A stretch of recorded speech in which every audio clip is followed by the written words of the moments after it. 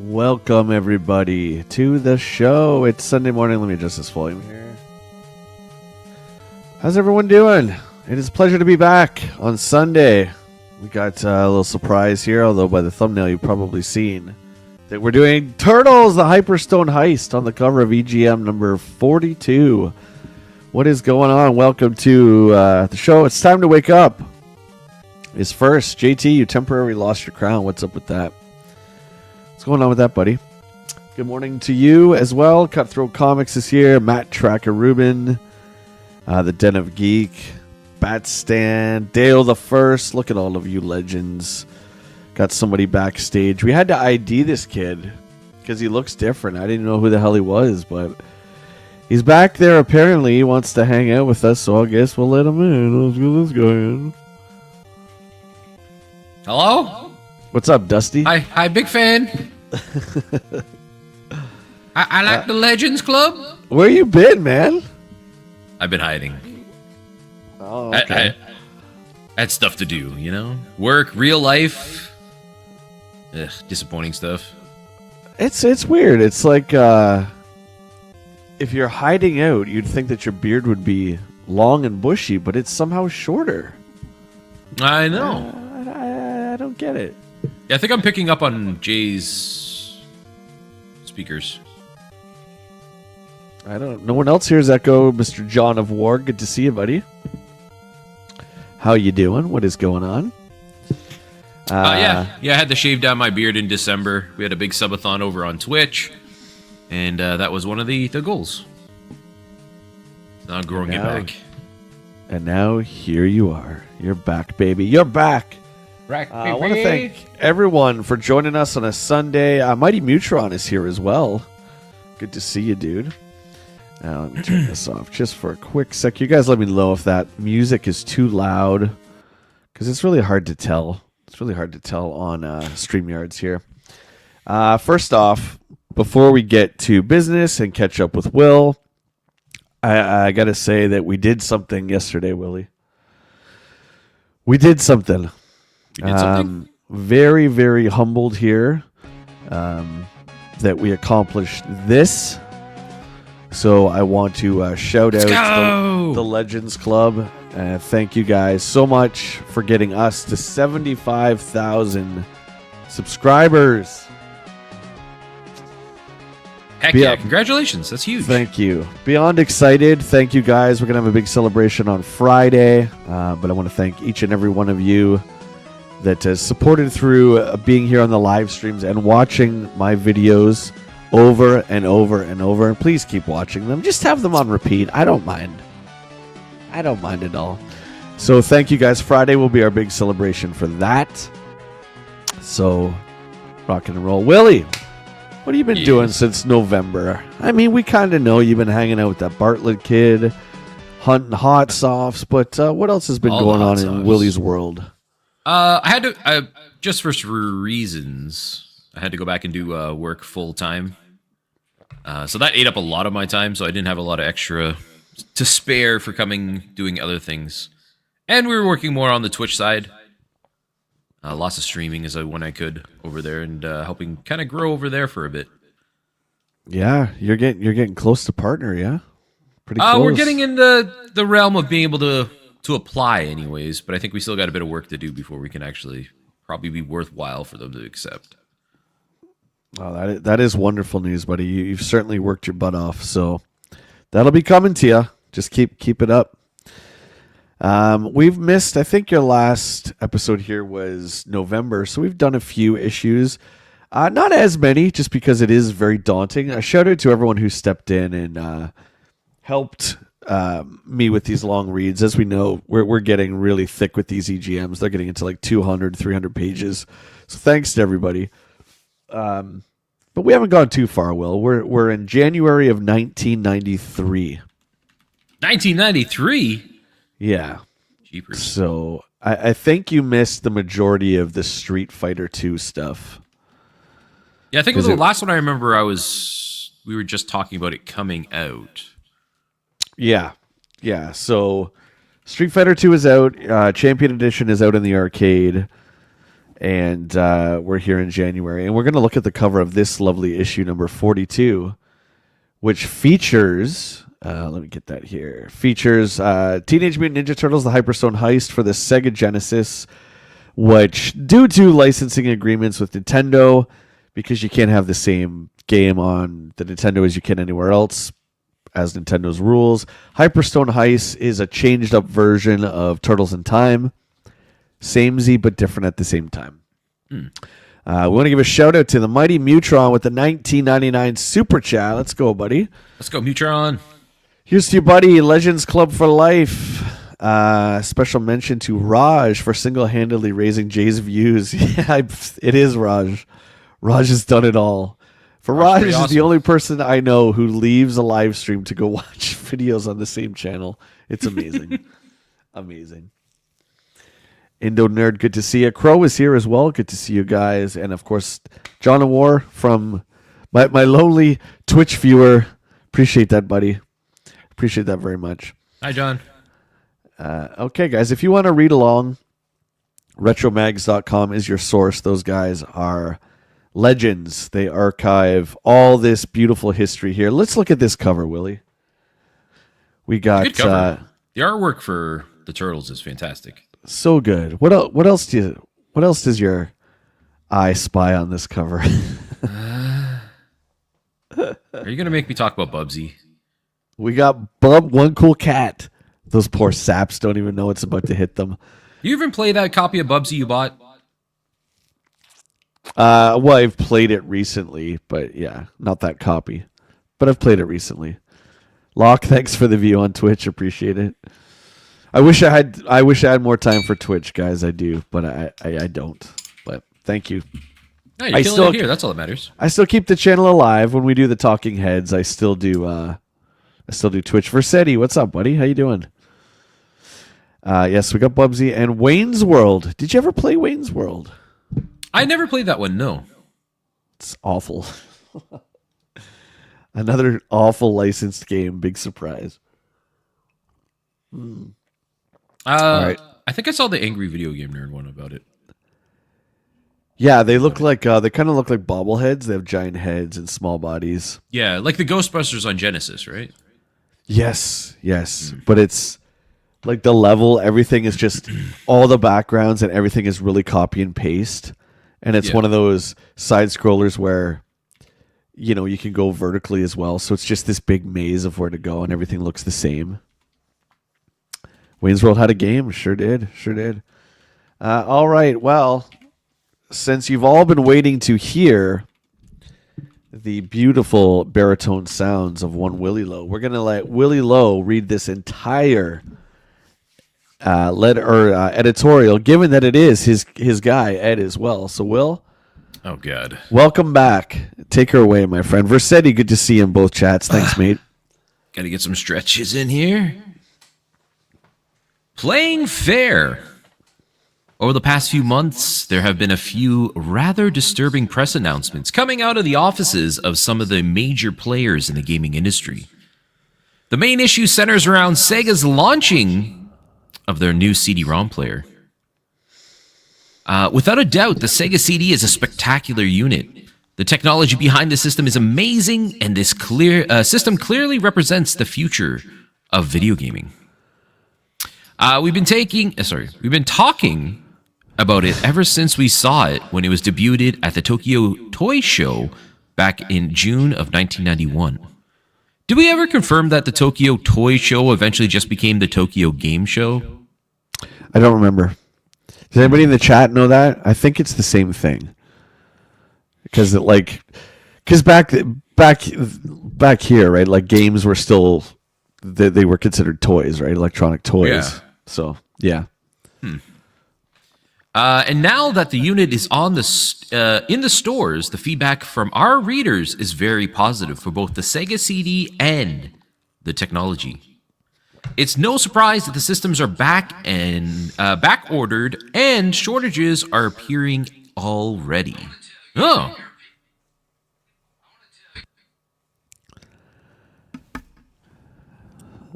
Let's see here.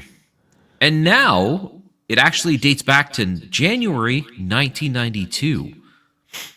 At the winner of CES, Sega started to show their CD-ROM behind closed doors to the press. Nintendo had nothing to show. That was... They were still working on like the... what would have been called like the Sony Nintendo system at that point, right? It was the Nintendo PlayStation was the name for it. Yeah. That was the CD-ROM that was developed. Yeah, we haven't got a lot into that. Like, we definitely haven't. Philips hasn't come into the picture yet, really. So, yeah, there's been just those prototype shots that we read back in November. There hasn't been a lot. On the last day of the show, a press release came out from Nintendo with specifications that implied that the CD-ROM would be better than Sega's. And that it would be out in January of 1993. Then came the summer CES. Sega had their own unit on the floor, and Nintendo had nothing to show. A shorter time later, Nintendo issues another press release saying that a 16-bit CD-ROM machine is inadequate, and they are changing theirs to a 32-bit machine. Huh. Yeah, that's interesting. I actually didn't know that they were planning like a 16-bit version, and then they just went to the straight 32. Makes sense, yeah, for sure. Yeah. Another 2 months passed, and Sega holds a special press reception to roll out the US Sega CD. 2 days before the press reception, Nintendo issues another press release stating that they are teaming up with Sony, oh, here we go, to create an international standard for CD-ROM technology. What the frick does that? International standard for it? That's what it says, CD-ROM technology. Huh. I wonder if that means non-regional. I don't know what that means, but... yeah, that doesn't make sense in my brain. Talk about Sega bashing. What is ironic about Nintendo's paper trail is the memo which didn't come from them. Only 1 month after the great Nintendo Sony team was announced, Sony of Japan quietly announced to the Japanese press that the Nintendo CD machine may not be quite the one they are interested in. Wow. So this happened like relatively in a small time frame. Yeah, it's kind of like poetry, right? Why, like how PlayStation became so big because, well, we're going to get into that obviously, but they were left at the altar by Nintendo because Philips cut them a cheaper deal. They would cut the CD-ROMs at a way cheaper cost. So they're like, yeah, well, we're just going to go with Philips then. And I mean, it really bit them in the butt for sure. Yeah. In the long run, yeah. Yeah. To give Nintendo the benefit of the doubt, perhaps the timing of their string of vaporware memos just coincidentally matched up with Sega's major CD announcements. Nevertheless, I'm getting the impression that Nintendo is really going out of their way to do what they can to diminish the impact of the rollout of the Sega CD. It's kind of interesting seeing like how they're trying to like undermine each other in this space. Like that competition is really more fierce than ever during this era, I feel. Right. And you really take it into consideration like nowadays, like there's really none of this. Like all the major platforms, they don't compete against each other anymore, really. And it's becoming less and less. Okay, so we're getting echo on Will's side. Multiple I hear people it. saying. So my speakers are exactly the way they've always been. In fact, I turned them way down, so there's no way it's coming from this side. Do you have the stream volume up, maybe? But it wouldn't be me. Yeah, I have no idea why there's an echo. It doesn't make any sense. Because you're the one that's broadcasting it all, right?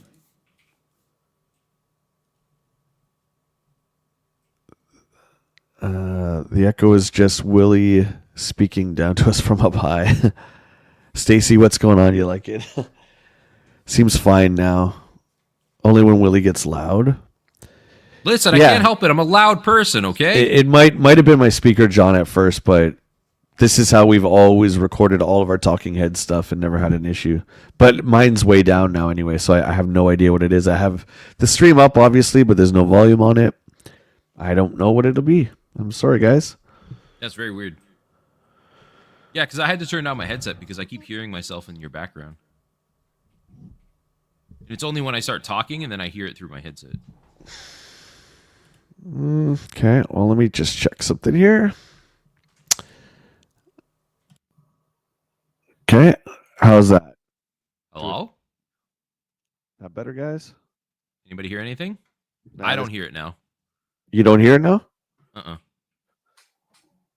Well, this is what messes with my microphone, but it's better than having the echo. So, all right, it's better. Thanks, guys. Okay.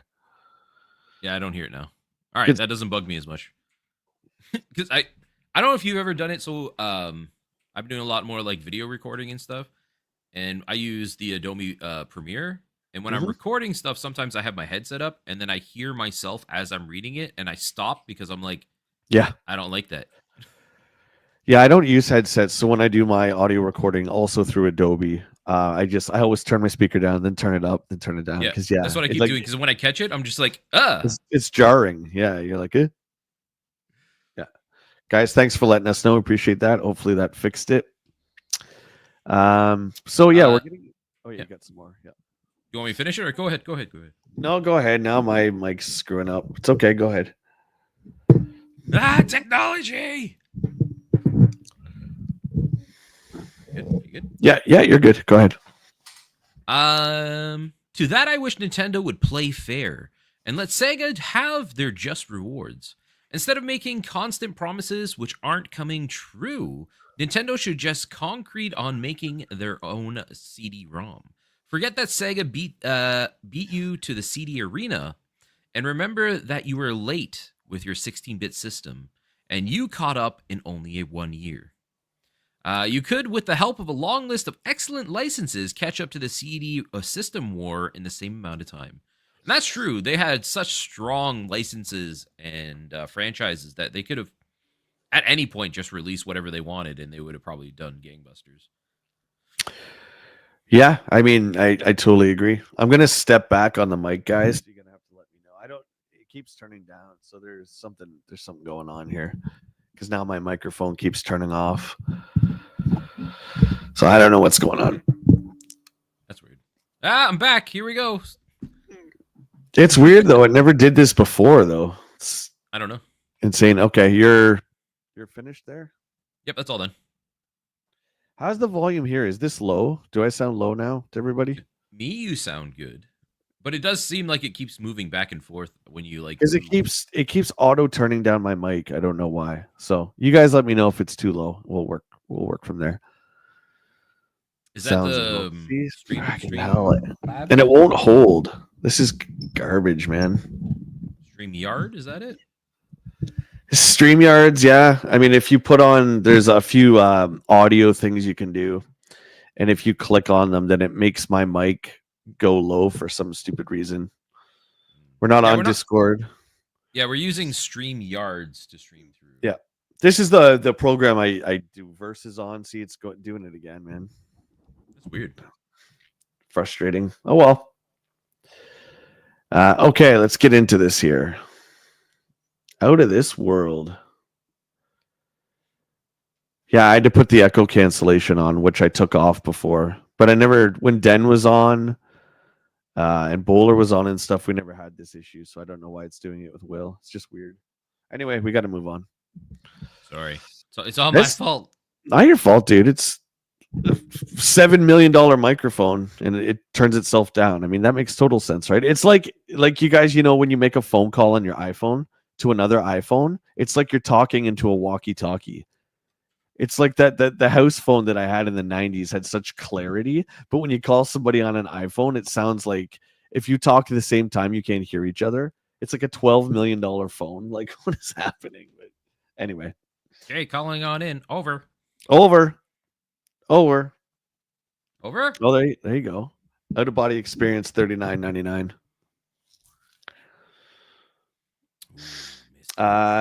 Software, etc. Now, I don't know if you saw this last time you were here, but this we found out that this was the fifth company that GameStop bought that GameStop became. This was the fifth company that they took in to become the the monster that they are today. And I don't think we had software, etc. in Canada. I'm pretty sure we didn't. It doesn't sound familiar to me, no. Do I have the first iPhone? I did. I don't now. I remember you getting that first iPhone, and we were all about it. We were like, "Oh my god, this is amazing!" Well, I shouldn't say I had the first. I had the 3GS, which is pretty old, but That's still like one of the first lines. That's like the updated. yeah, That's still yeah. like. Oh, look at this early Bioshock. Echo the Dolphin confirmed Bioshock prequel. Right here, we see it. Okay. What is this interface letter to the editor? Let me just skip ahead here. What is this? Is this regular? These are the letters. Yeah, these are all the regular letters that we have. They just changed up the style, I guess. There you go, man. There you go. Street Fighter 2. There you go. You didn't miss a beat, Will. Yeah, we're back. Street Fighter, baby. I have been wondering if Capcom is really going to bring out Street Fighter 2 for any other system. All the game magazines have only speculated as to what Capcom may do in the future. Why is there so much secrecy about the game? I have an IBM PC. Oh, man. And I'm quite happy with it. Although, as a game machine, I admit I lost it. It doesn't even compare to a dedicated console. Another magazine states that they don't know if Street Fighter 2 will come out for any computer format, so it looks like I will have to buy a Super Nintendo just to play this great game. You are my last resort. Have you heard if Street Fighter 2 will come to computers? Says Zeke Peterson from LA, California.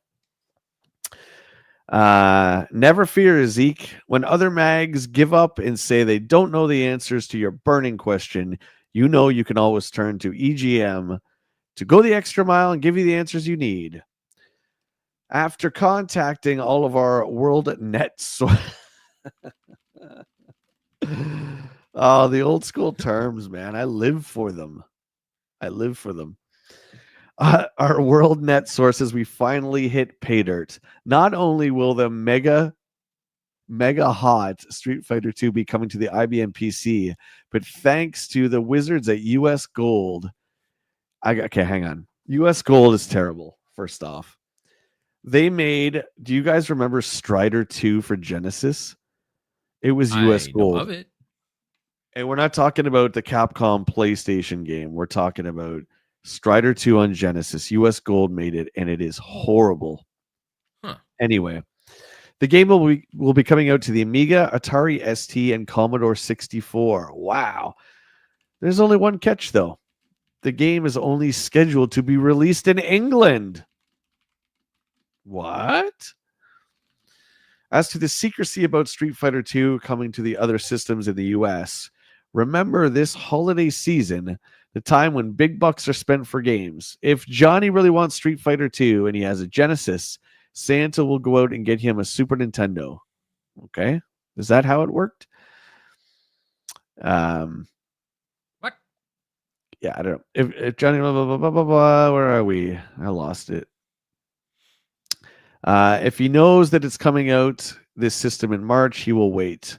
That is why Capcom is keeping a tight lid on the future plans they may have with this cart until after the holiday shopping season is over. So you saying that they kept they kept it hush hush so that they would just sell more systems? I guess.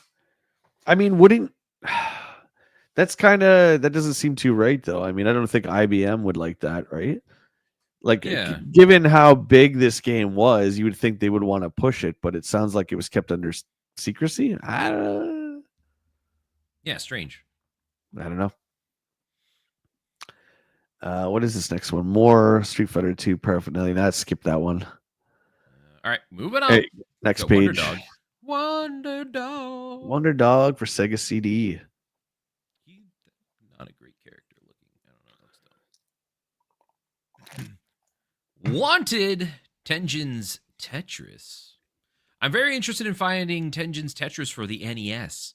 I've been looking everywhere to purchase this game. When I was able to rent it years ago, my family loved it. Do you have any information on why this game is virtually impossible to find? I heard it was taken off the shelves soon after it came out.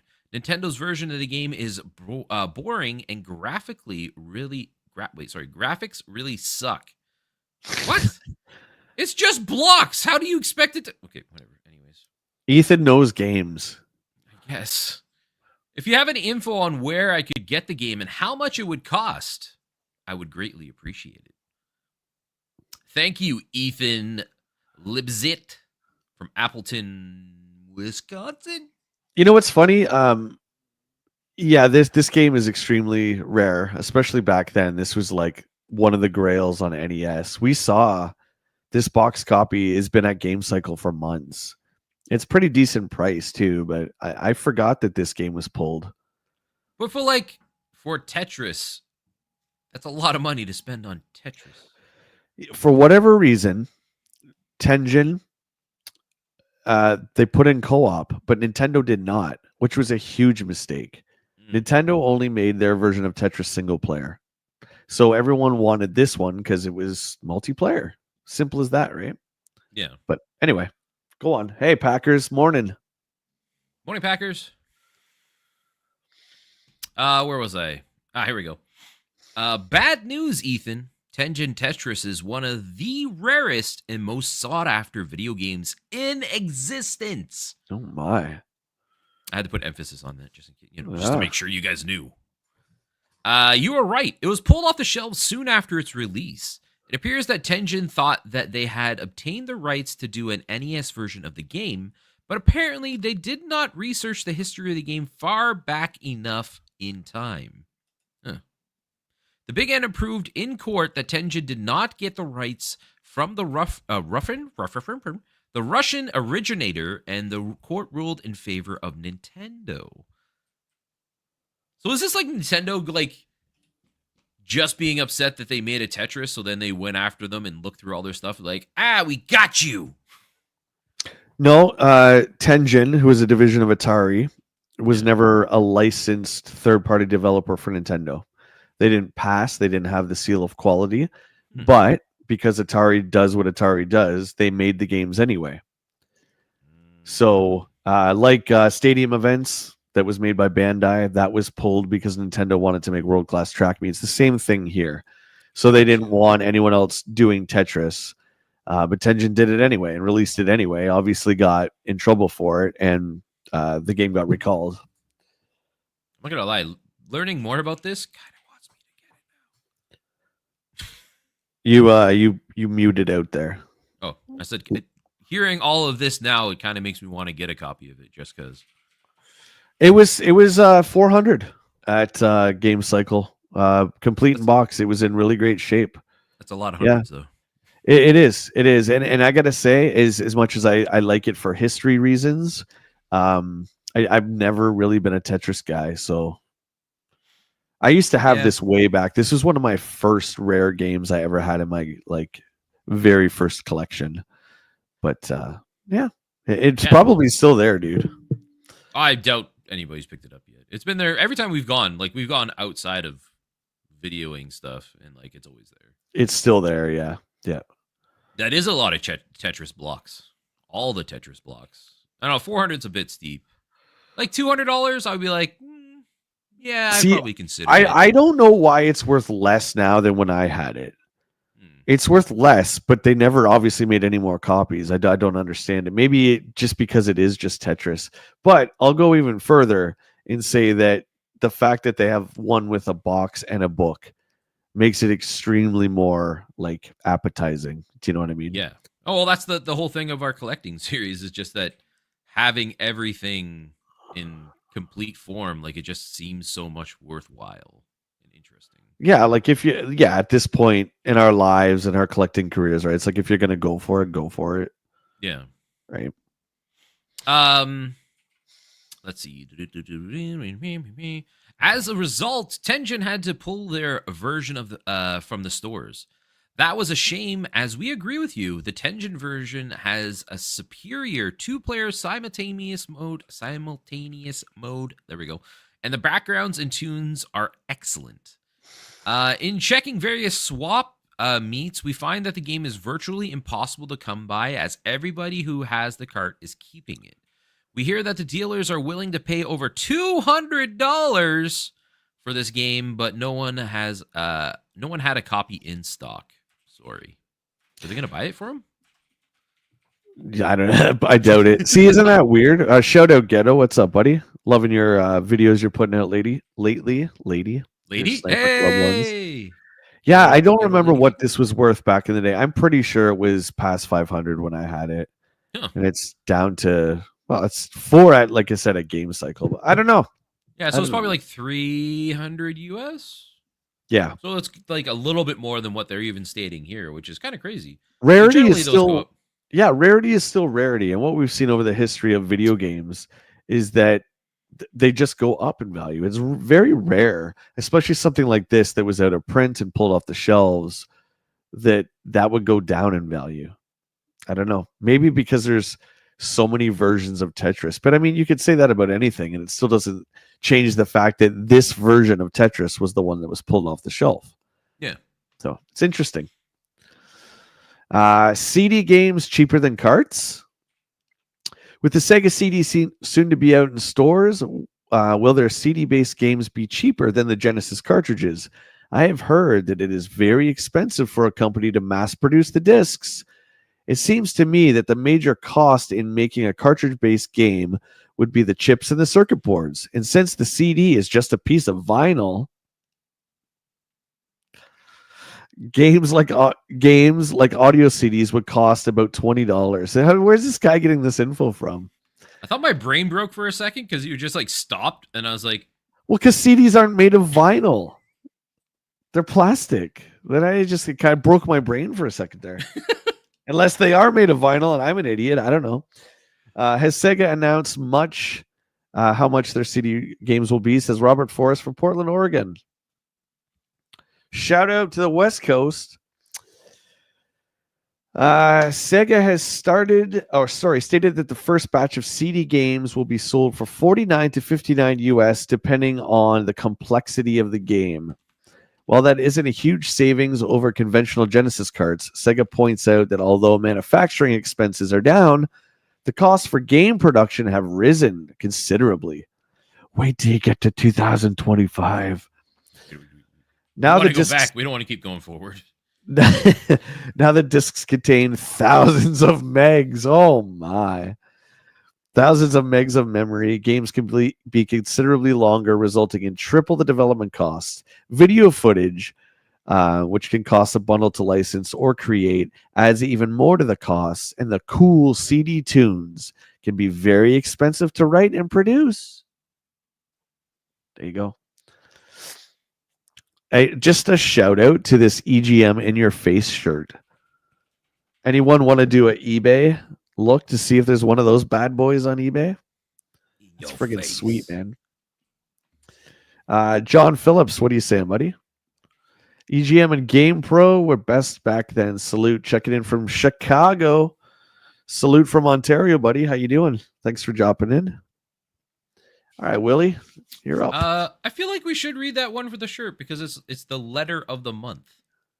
That's what. I didn't even look. I just thought it was an ad. Yeah, go for it, dude. Yeah, Psycho letter of the month that awarded the in your face. So this is the Karen letter of the month, I guess. Oh, maybe. Okay, I just want to see. Okay, I'll just read the whole thing. Mr. Stephen S. of Oceanside, New York, gets the Nutso Award this month by wanting the new vice president of the U.S. in a game. We tried, Stephen. When we called Mr. Gore, he thanked us for the offer, but he didn't think it would be appropriate for a person in his position to be getting violent with a lot of scantily clad women. Maybe, yeah. That's probably a good choice. Good choice, Al. Good choice. It seems that the White House frowns on such activity, at least in public. Hey, we tried regarding Mortal Kombat coming to the Super Nintendo.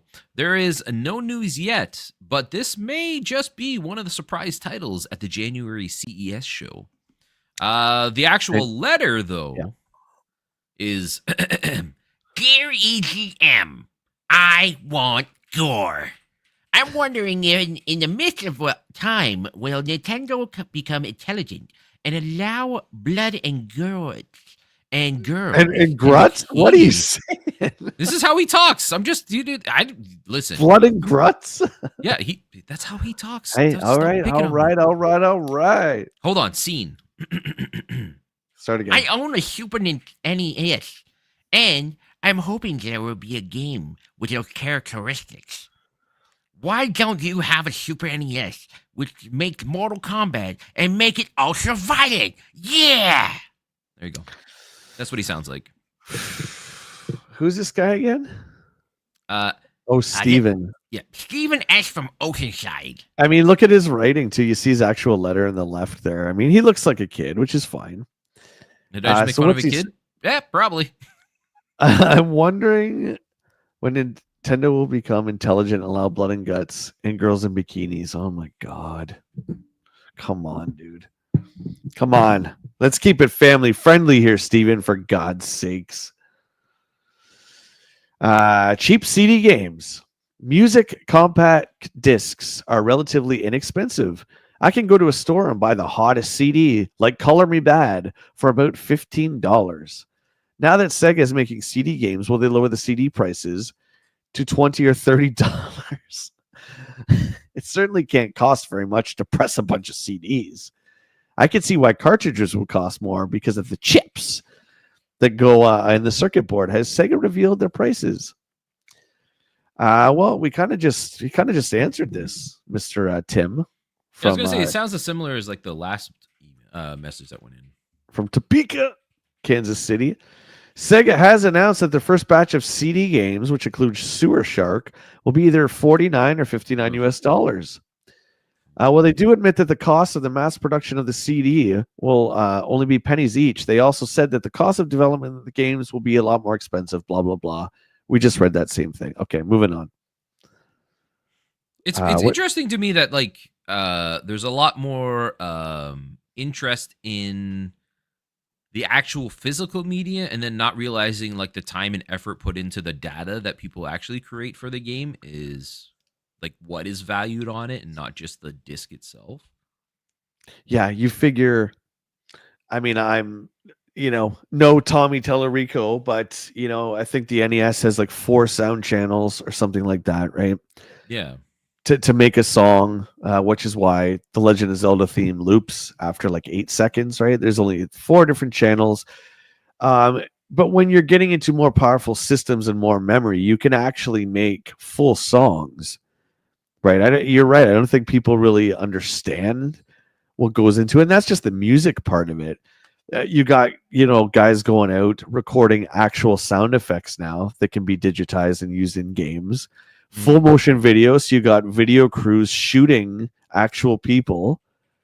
So, we talk about the ridiculous cost of stuff like Concord and Spider-Man 2 and stuff like that in present day. Yeah. Not understanding why it's so astronomical. But back then, I get why. And even if you look at this, Will, like the games aren't even more expensive. They're just not cheaper.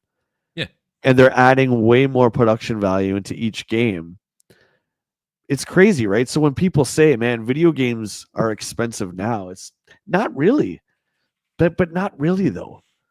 The games have more or less been the same costs this whole time. You know what I mean? Like, like over the years, like, yeah, you have a good point. Like, a lot of people don't realize, like, if you look at, like, the pricing that we see a lot of these, like, the amount that it has increased isn't a lot. Yeah, I mean, in Canada, so if we want a PS5 game, it's $89. Mm-hmm. I was looking up Monster Hunter, right? It's $89, which is $10 more than last gen. Is that really a big deal? I don't think it is. You guys in the US, what is it, $69, $79 then?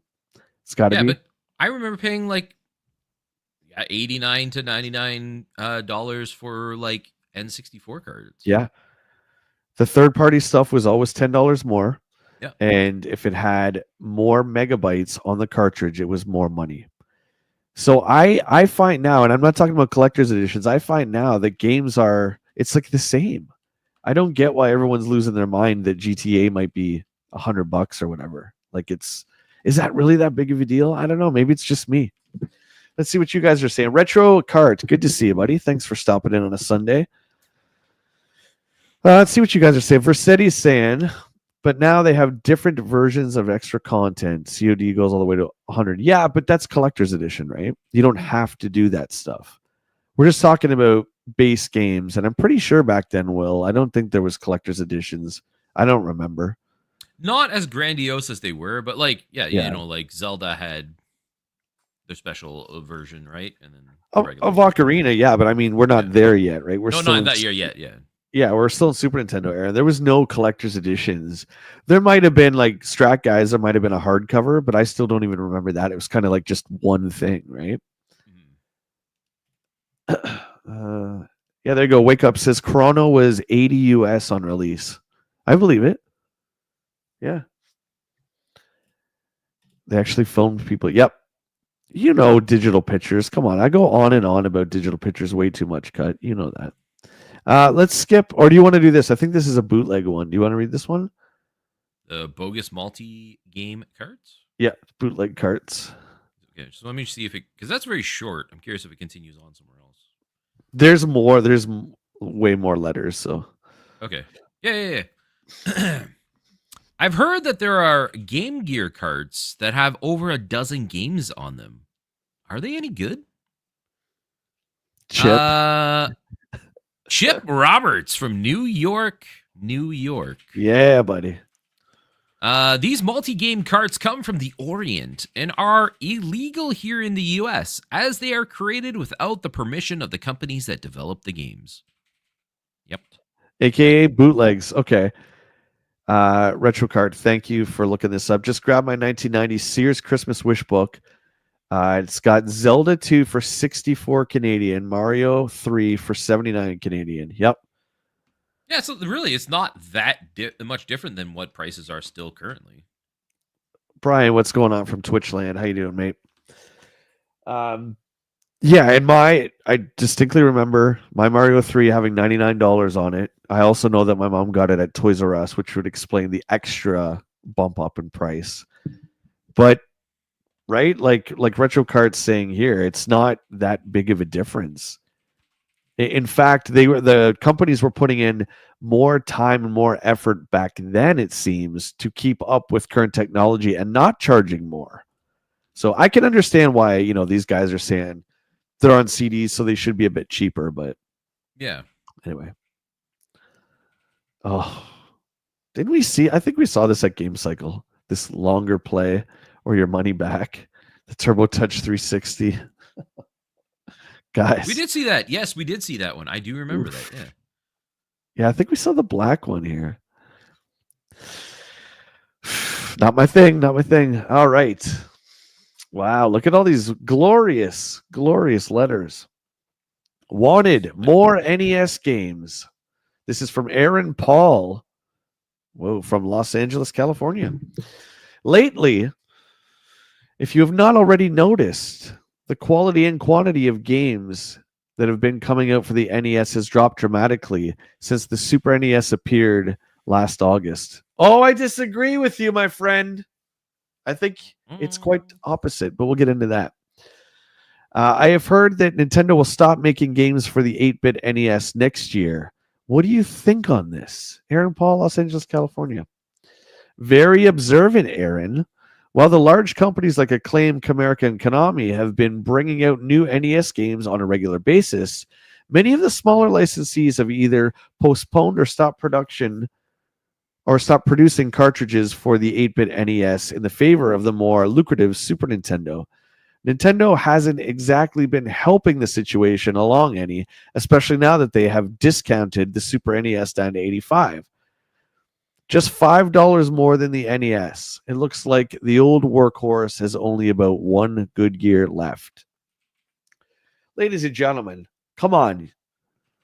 1992, we saw Little Samson. Chip and Dale's 2. 94, we saw Bonk's Adventure. What was the other one? RC Pro-Am 2. Contra Force. There was way still good lots of games. stuff going on until Really, like really good games. Yeah, I would argue that it was the. 94. I will argue that it was the opposite, where some of the best games for the system came out. Mega Man 6, nobody played that when it came out. It was great though. Um, I the think that games were better than ever. What do you think? yeah, I would agree with that. I think that is something that happened like at the end of each console life cycle. It seemed like they just really capitalized on the strength of the console by the end of it, pushed out the best games possible before moving Yeah. on to the new consoles. And I feel like that was pretty much up until like maybe the 360 era, and I feel like they just started to ramp up and release new systems more quickly and not really utilizing them as long as they could have. Yeah, this was like back in 90, this is January 93, but back then, right, it was everyone wanted the newest graphics. So I get it. So those late NES games no one cared about. The last like turbo games like Bonk 3, it's so rare because nobody bought it. Little Samson on the NES is so rare because nobody bought it. It had nothing to do. Like it had some ex developers from Capcom make it. And you could tell when you play it, it's amazing. But everyone wanted the latest graphics. And I get that totally. Whereas today, it's not really about that at all, really. It's really about, well, am I going to get bang for my buck? How long is it going to last? I feel like those are the two main things that we look at now. How do you rate that? I was just thinking about this not long ago, and this is for chat too. Like, what do you guys compare to like spending the money on a video game, and like how do you assess like your time value with it? I always base it off of like movie theaters. Off of Like what? Sorry. movie theaters. Like going to a theater, you spend like right now, like you probably spend what 15-20 bucks for 2 hours worth of entertainment. Yeah. So like if I'm spending $80 on a game, if I can get at least like 10 hours out of it, I feel like I'm getting my money's worth still. In most cases, you get way more than that, right? But Yeah. Well, I mean, I've really been on the fence about Monster Hunter, and I've talked to you about it a little bit, and I've talked to the chat about it. I'm thinking about picking it up, but I am on the fence. It's like, because I know it's pretty much multiplayer only. You're going to need a crew to roll with. You don't really want to be doing this stuff. You can solo, but you're not going to be able to do end game or anything like that by yourself. So I'm kind of on the fence. It's like, how many hours am I going to get out of this $100 Canadian, right? $101 or whatever it's going to cost. So yeah, no, I get that. I will say predominantly most of my Monster Hunter time is done solo. really, Yep. see that I like that too, because I like the option of being able to do this or that. Do you Like know what I Monster mean? Hunter World, I probably have a good like 1,500 hours in. Shout out to Raj, welcome on in, and JMac, good to see you, buddy. Hi, JMac's of Raj. Mega Man 7. I don't think I played 7. That's when it got a little weird for me. That's when Mega Man was all big. They changed his model. Yeah, I never played it, but I want to. I certainly have it on multiple collections. But okay, good talk, guys. You're up, buddy. Oh my god, this guy ran. Oh wait, where's this? It is one. Holy hell, this guy wrote a novel. What is that? There's more colors for Genesis. Yeah, he's talking about just like how many colors are used. Comparative, I guess it looks like. Yeah, we can skip that if you want. It's That doesn't boring. sound tremendously interesting. No, yeah, we can skip. We'll skip that. That one doesn't seem really interesting. Brian says, Scoop. Turn your gain up, Will. You're quiet, Brian says. Yeah, I had to because we were getting an echo on Jay's thing. So I think it's gone. I hit the echo cancellation, but now it's messing with my mic. But it's okay. I'd rather mess with my mic volume than you guys have echo. So we figured it out. So go ahead. Do what you got to do. All right. I turned it up a little bit more. I turned it down because I was thinking maybe the echo earlier. Okay, that's really loud now. It's too loud, just a little bit. This is Brian's fault. Keep talking. I'm gonna keep talking. You guys tell me where it's good. Yeah. It's fine. It's whatever. Just go. EGM scooped. Although you're the biggest and the best, it seems that you let another publisher, Nintendo Magazine, show a preview of the game Fatal Fury for the Super NES before the great EGM could. Huh. That's the whole part of like competing magazines, isn't it? Well, this guy Damien is making sure he's sticking it to them. Huh. This game, for your information, is made by Takara? Takara. Takara? Yeah. Tara? It's published by Takara, actually. It's made by SNK. Thank you, Damien. But anyways. And the Super NES version should be released around February 1993. I guess everybody's only human, and it is not a big deal of a mistake. However, I feel like that should be an actually. Actually, glasses push. It'd be nice to see some EGM style coverage on a game that looks every bit as good as the more expensive Neo Geo version. Damien Meldgaard from Reno, Nevada. Nevada, yep.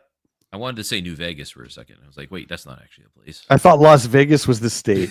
Well, there is stuff outside of Las Vegas, I guess.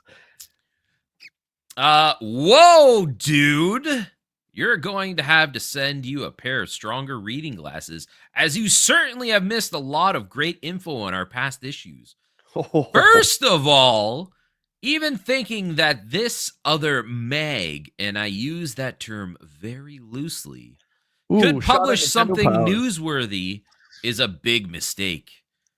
Their preview of Final Fury, as listed in the table of contents, was in their November issue. Check out our August and September issues where we show exclusive pictures and talk about the upcoming US release of this super soft. Third, we know this particular cart very well. While other magazines just run stock photos and use text that the game companies send out for publicity purposes, our editors are out in Japan getting hands-on testing of the softs that we talk about in EGM. Such was the case last June, as Ed was in the at the Tokyo Toy Show when Takara first unveiled this game. Yeah. Suck it, Damien. Indo, there is on YouTube. There is a emote that I created. It's called Actually, which encompasses all of that great stuff. Raj is busy eating cuckoos or cuckoos or whatever you want to call them. For your 75K celebration, you could temporarily change your moniker to Jay Bartlett, Hero of Time. Well, that's funny you say that, because the thumbnails was inspired by you saying that last week. So there you go, buddy. Shout out to you. We're doing the celebration on Friday, my friend. I just want to show. I'll show you in a sec, Raj, when we take our break here. Any Fatal Fury fans out there? You? Back in the day, it's more that I like Terry Bogard as a character. He almost roped me into Street Fighter 6, but again, I can't get back. There's a Fatal Fury beta going on now, or there was. Really? And I watched it. It's just, I mean, if I'm again with the fighting games, you and I both love the genre, but it's just the time, right, to put into it. Yeah, I feel like, if I don't play it after a while, I forget everything, and then I come back, and it's like I have to relearn every time. I'm just like, I don't want it. Yeah, and if I was going to put in time to anyone, it would be Street Fighter 6 for sure. I'd agree with that. But Fatal Fury is great, yeah. Okay, moving on. Oh boy. We are back with the review crew. I like these caricatures. Yeah, it's getting bigger, better, and easier to read, which is nice. It looks like the game here is an Editor's Choice Platinum, and that is Capcom's Magical Quest starring Mickey Mouse, which is a frigging fantastic game. That game's fantastic. I freaking love it. It's so good.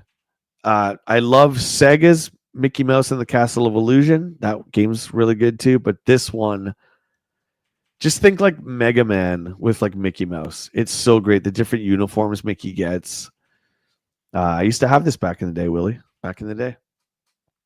This might be one that'd be on the list. Maybe. If I didn't dislike Disney so much, but you're not like really like supporting Disney directly. It's just That's true. That's true. If you were buying And it new, I get that. But nowadays, like this is all just used stuff, man. my mom loved Mickey Mouse too, so there you go. Shout out to I mom. think everybody back in the like, I think everybody's parents like loved Disney. Let's Maybe see that what was like huge growing up. our guys have been up to. So Steve, this month, I'd have to say that the biggest and baddest boss I ever faced was Dr. Robot at the end of Sonic 2. He's large. Steve's current favorite games are Axley for the Super, Cybernator, I think, is for Genesis, and Road Rash 2 for the Genesis. Ed, nothing compares to the final boss in Axley. Not only is it huge, but it's one mean character that is real tough to beat. Current favorite games, we got Sonic 2. It's like, Yeah. is it Sonic and then 2 or just that Sonic 2? That's Sonic weird, 2. like, comma. It's just it's an error. Sonic 2. Oh, they're still doing errors, I see, huh? Yeah. Echo the Dolphin, we got. Oh my god. Said, I'm out. Ed, I can't with you, man. And Street Ed? Fighter 2, of course. Ed might have to get fired for Will can't even say the damn word. Bubs. For having Bubsy as one of his Are you Ed, are you all right? I don't think Ed's alright. Like, let's come on now. Nobody way too ever long. said that one of their current favorite games was Bubsy. Except for Martin, apparently in the next one too. What the frick? Oh boy. At any rate, Mickey Mouse Magical Quest by Capcom gets a 9 from Steve. The latest in the line of Mickey games succeeds at introducing a new type of play mechanic that I found extremely addictive while displaying some of the best and most detailed graphics I've ever seen. The gameplay is great, looks great, and has a lot of changing quests. Just goes to show you that there is life after Street Fighter 2. I don't like that. I don't like that. Capcom is never relied on one IP.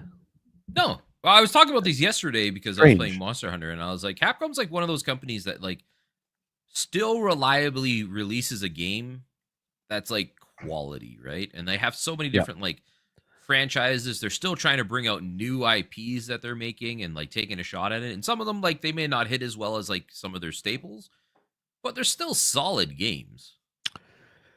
They are, and I mean their top money grossing game is Resident Evil, followed by Monster Hunter, followed by Street Fighter, then Mega Man. Mm-hmm. I like how you don't get an abundance of one. It's always like you'll get a Resident Evil every couple years, then you'll get a Monster Hunter, then you'll get Street Fighter every 5 years. I like that. You know what I mean? Yeah. They take their time. Like they don't just rush it out to get money. Like they take their time to do it. It's great. Capcom's fantastic. All right, Ed. Oh, right, me. Edward. I haven't done this for a few months. Leave me alone. The Mickey Mouse video games just seem to be getting better and better. Besides having perhaps the best graphics and most fluid animation ever seen on a cart, Mickey is also an unbelievably fun game to play. No matter how old or experienced of a game player you are, great tunes and lots of levels to get through. I see the reviews are still not great. That was a good game. I actually really want to play that again. Oh my god! Added to the list. Next hot soft hunt. Jay's getting Mickey. I dreamt of one last night, dude, that I needed to add, and I can't remember what it was now. It's really bumming me out. Hate that. That's why you got to have like your. Well, I guess nobody really has a pad and pen anymore. But get your phone beside there and just open up your notepad. And be like, yeah, that's true. Universal Soldier on Game Boy. I forgot about Universal Soldier. Ooh, yikes! Dolph Lundgren and Jean-Claude Van Damme. Raj got a story. True story. My perfect dark was stolen when I was younger. Because of your kindness, I was now able to have a multiplayer party with my cousin and neighbor yesterday evening. Oh, dude. Let's go. You got your 64 working. That's great, buddy. That's great. I was wondering if it would work on your console because I'm not too sure what region console you're in. So the Perfect Dark I sent you was NTSC, so I'm glad it worked on your system. Good stuff, dude. I'm happy.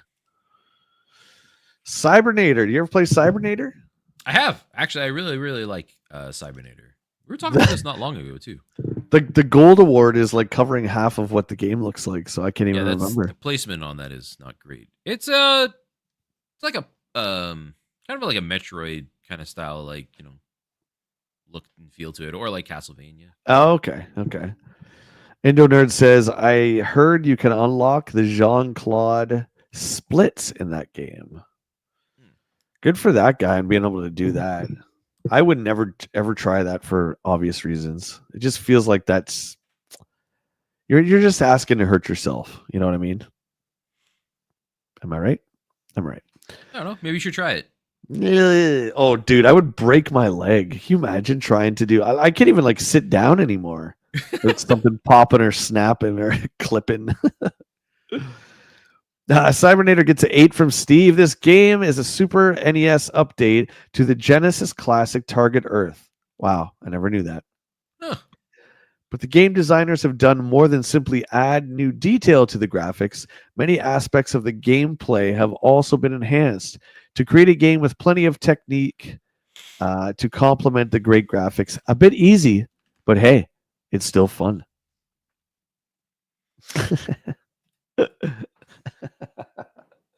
Yeah, it's on your stream on Friday for celebrating 75K. We want you to get back there and try to do the splits. Just Captain Chaz 86, how you doing? You had this issue. Nice, dude. Welcome to the stream.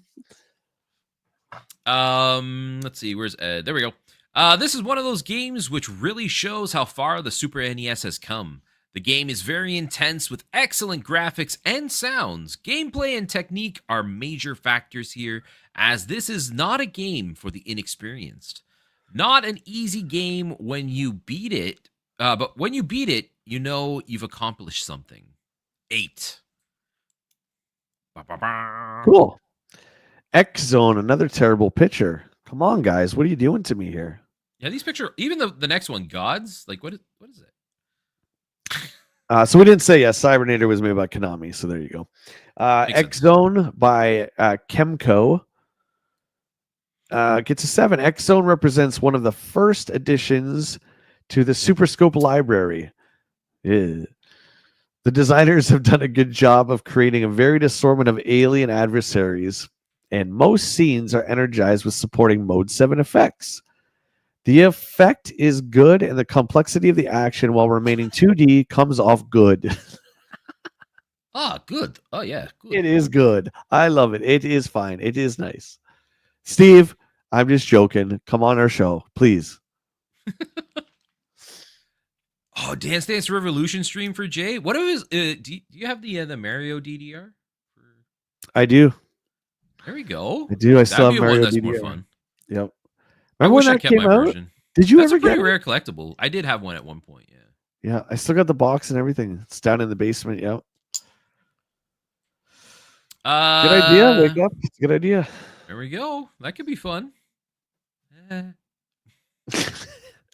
Oh, wake up. 2-player on a Sunday with Will. That's an even better idea. Thanks for suggesting that. Nice. All right, I'll see y'all. Gods.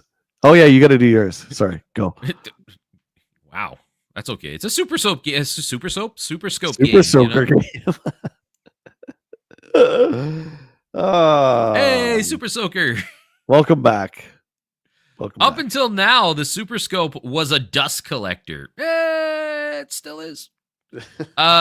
Finally, someone designed the game that not only works well with the bazooka, but it is fun and challenging to play. It is a constant action, but with the on-screen cursor, at least you don't have to constantly squint through the sighting scope. There we go. Buy this one. Yeah, I never had a Super Scope. One of my friends down the street did, and I was like, this thing seems so cool. And then we played it, and then we just like put it away, never touched it again. Fun fact, Willie. The only light gun I ever liked was American. It was called American Light something. The guys that did Mad Dog McCree, Who Shot Johnny Rock. Yeah. I liked those. I never was Huh. a fan of the Zapper. Yeah. Zapper. I appreciate Duck Hunt and all that, of course, but I Yeah. didn't like that stuff, man. Never It did. was proven that the Zapper doesn't actually function very well either, though, right?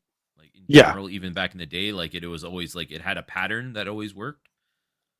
Even the Sega Menacer, I never had that. The Super Scope, I never had. Yeah. I just didn't like the light gun games. That was just me, though. I had all those, not the Super Scope, but I had like the Zapper for the NES and stuff like that. I think everybody who had an NES at some point had a Zapper because it was a cool thing Yeah. to do. Yeah. But I never really got a light gun one until the Sega Dreamcast, and I played House of the Dead, and they had a light gun that's game right. on there, and that worked fantastically, and that was so much fun. Yes. Yeah. Um, Those Sega games were the Sega light gun games Yeah. were great. Like Time Cop, or is Yep. that Namco? No, that's Namco. Okay. No, House of the Dead was Sega on there, and they also had Virtual Cop, that was it. Virtual Virtual Cop, yeah. was Sega. And I think there was Silent Scope. I think. Do you remember it was on the original Xbox? Silent Scope had their version come out. I never got it, but they actually Yeah. had like a sniper rifle that you could get as well too. That was like the light gun, but it was like a big sniper rifle one. I always wanted to get one of those. I never did. Yeah, and we I think all of us chat, we all kind of dreamed of having the T2 arcade game in our house with the dual Uzis like that. I mean, that's on a different level, I think, than these early home console ones. Those were a lot of fun. And who can forget Resident Evil Survivor? That's I try to forget the name every day. Good Why'd you gotta bring morning, it up? Master Temple. Neil says, "Happy Sunday, Streamers EGM, the best video game magazine back then." I agree. Mo is here. Good morning, my friend. Let's rock Gods. What the heck is Gods? Another I don't poor recall this picture one. though. That picture looks awful. Looks like the dude's just like peeing against the wall or something. Yeah. Gods pee against the wall. Gun controller for PSVR was a game changer. Oh yeah. Actually, what my best friend Brian and Bottles got me into that, and frick, I can't remember the game that was played with, but it was actually like an actual like gun you'd hold and stuff. It worked really well. I'm trying to remember the game now though. Frick, we played a lot of it. See, that seems like it would be fun, but yeah, the early light games, right? Like they weren't accurate, and it was just. I mean, it was cool when you were a kid, I guess, but I don't know. Maybe not. Too. Frick. Hold on. It's gonna bug me if I don't find out what the game is. Resident Evil as a first-person shooter sucked. That was the prototype pre-alpha build. Resident Evil. There we go. That's it. Resident Evil was a first-person game. Oh, you're talking about Survivor, Neil? Yeah. Survivor's rough, but it's actually pretty rare. Pretty rare. So Gods by Mindscape gets a 7 from old Steve-O. My mic turns down again. Thank you very much. Steve says this game has great looks, but the gameplay resembles the computer soft that inspired the card too closely to me. The action moves along at a brisk pace with added challenges and puzzles thrown in to serve as obstacles. In the end, however, they become obstacles to the action in an otherwise well-made side-scroller. I've never heard of this one. Yeah, Gods. It doesn't sound familiar to me either. As a conversion, this game is quite faithful to the original. As a Super NES cart, the game is even better, and it ranks among the better action titles. The strategy aspect is a definite plus, especially with the hidden rooms and intricate puzzles. The pseudo-artificial intelligence for the skill level is cool and works quite well. Huh. Excellent. Captain Chaz says we had the Super Scope for a few hours and returned it. Sounds about right. I even remember, like, would have been probably the 64 era, maybe even GameCube era, when you could find the Super Scope for like $10, and I still never wanted it.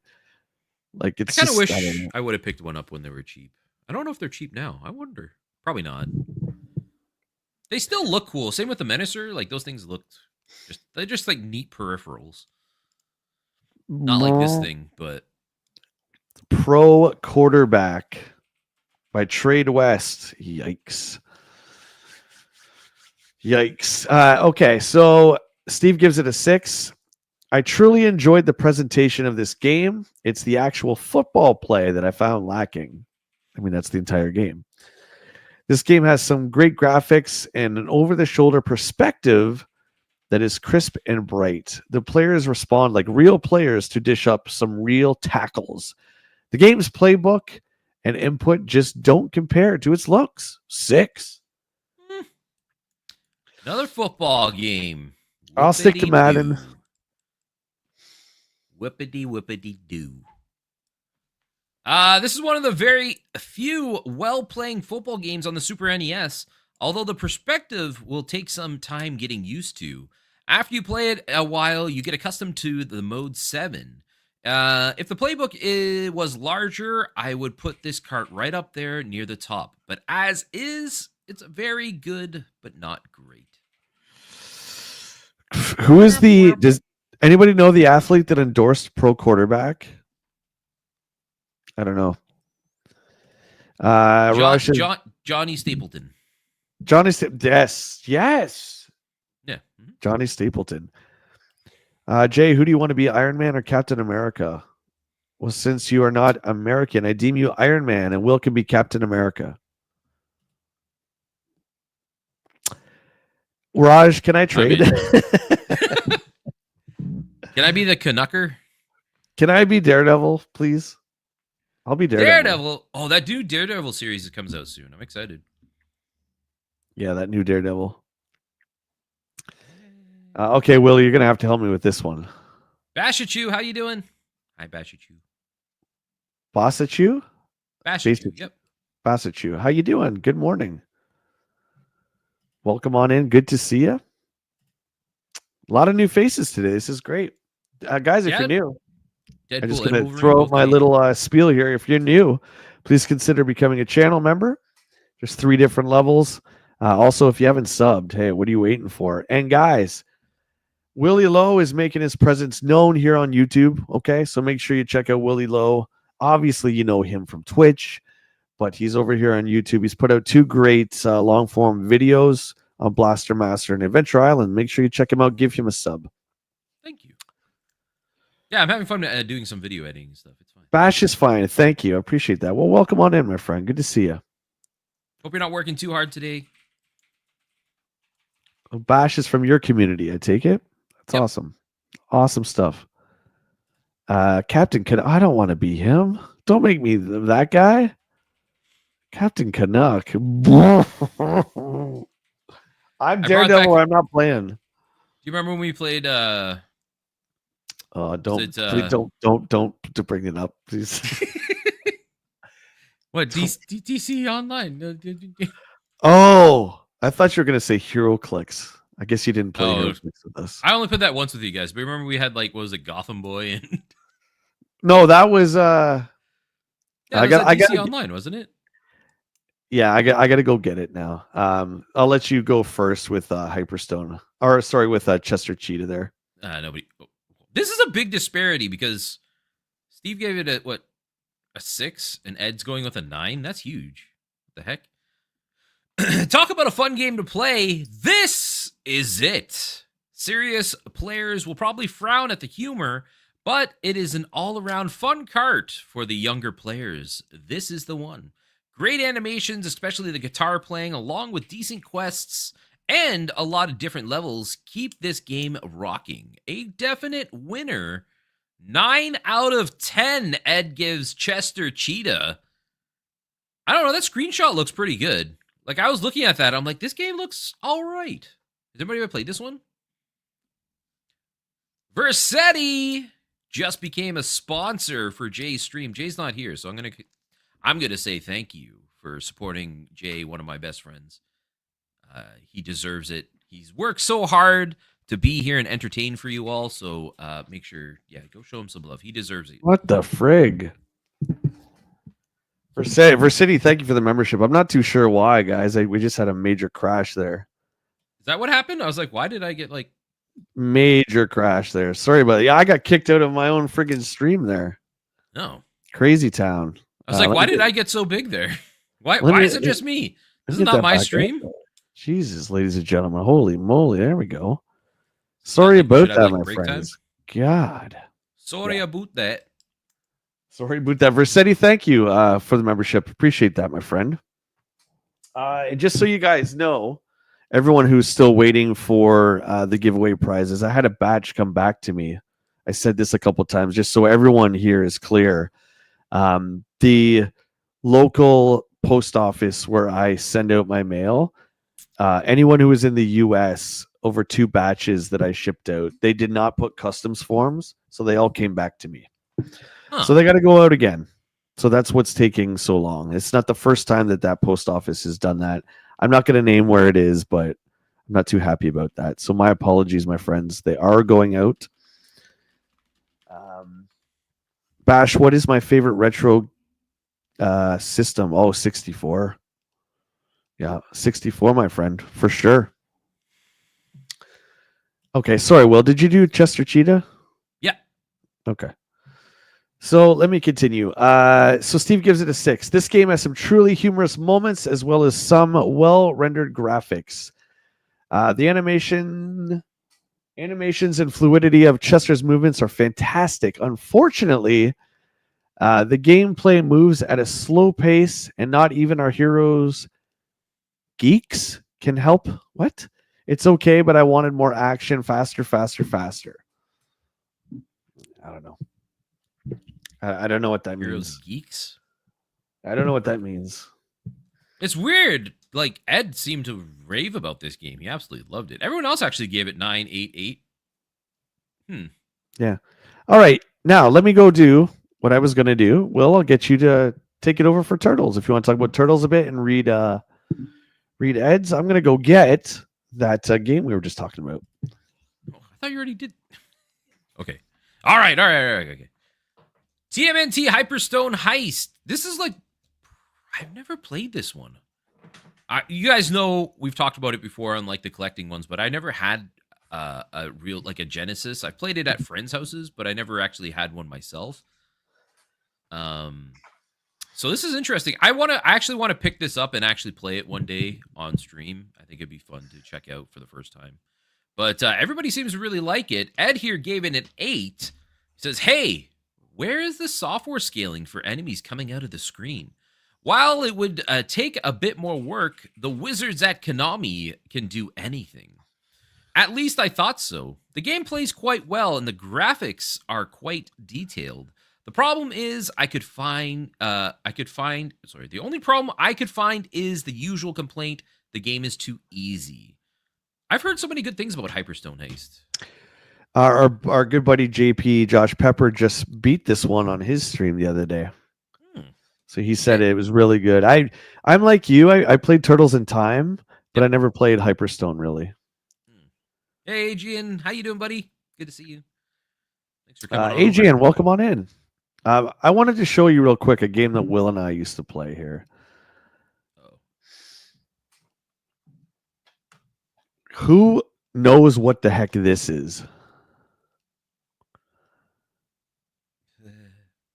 Does anybody remember this game? DC Universe Online. We had fun with that game. It was good, man.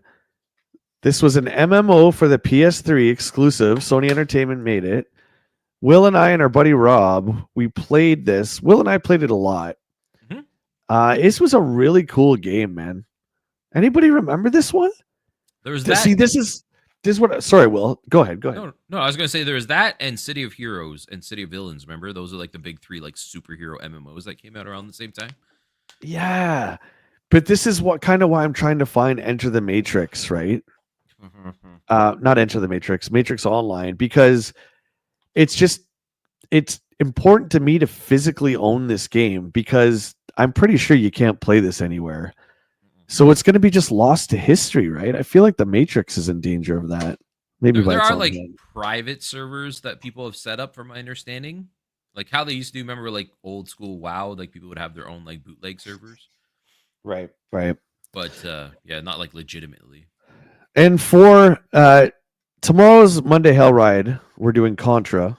But what do you guys think about this for the next? How'd you like to see that? You think we can pull out 3 or 4 hours out of this bad boy? This game sucks.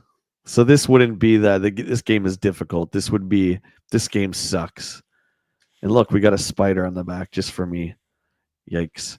You guys let me know if you want to see Survivor, we can make that happen. We can put up another poll. But I've never really given it the old college try, so Problem with that, it's like that light gun game, but then like if you're using the controller, it's awful. Oh yeah, it's gonna be bad. It's gonna be bad for sure.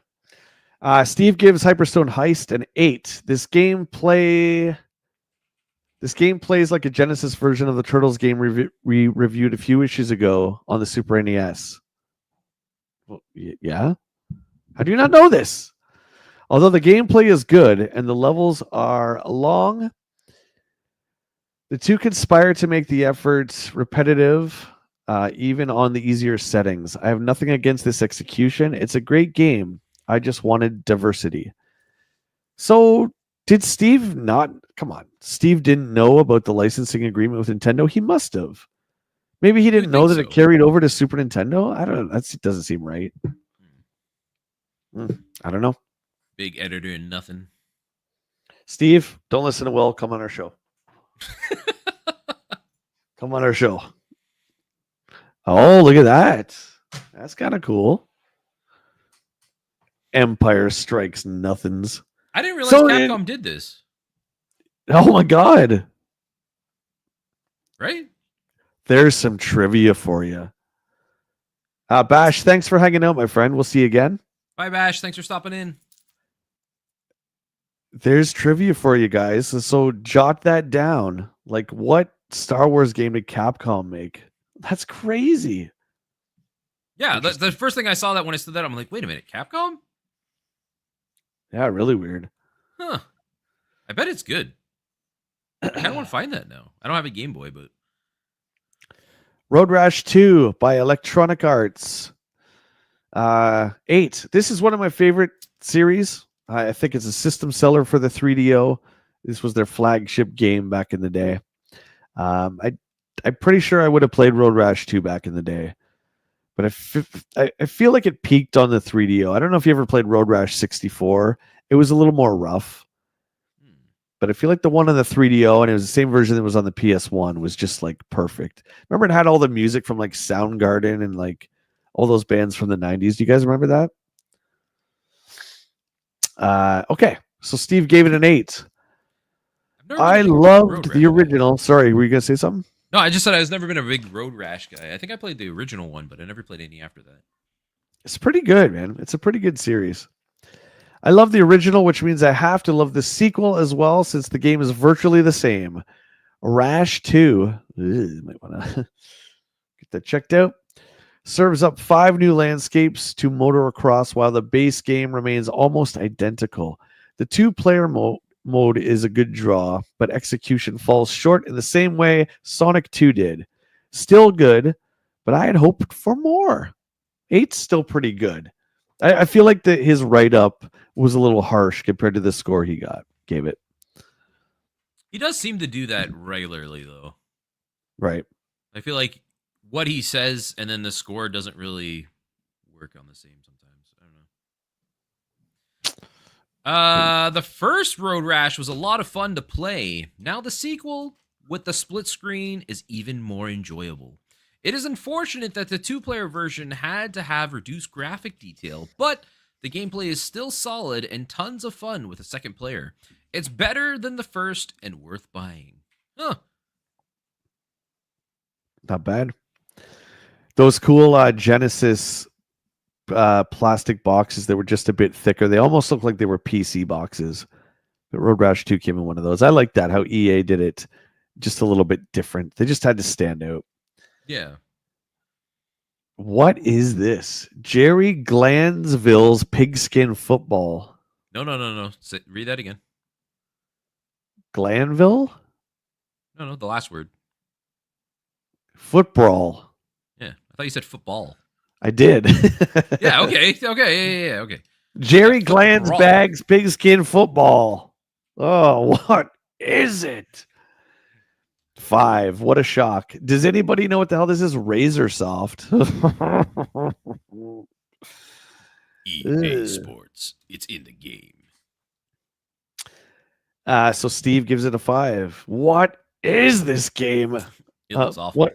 What this game has to do with real football and with Jerry Granville would endorse it are beyond me. The transition of the Midway Arcade cult classic is extremely precise.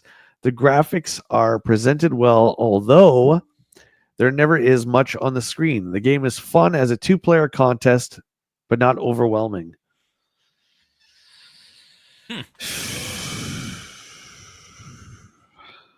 That Right. screenshot just looks bad. They did Technocop, right. Which is still sitting there at Brody's because I forgot it 2 times now. Son of a lips. Who knows when we'll ever be back there? Well, Monday, heading out. All right, Jerry Galville's Pigskin Football, Will. That name is awful. Who's Jerry Glanville? Okay, can somebody look that up? Is Jerry Glanville an actual person?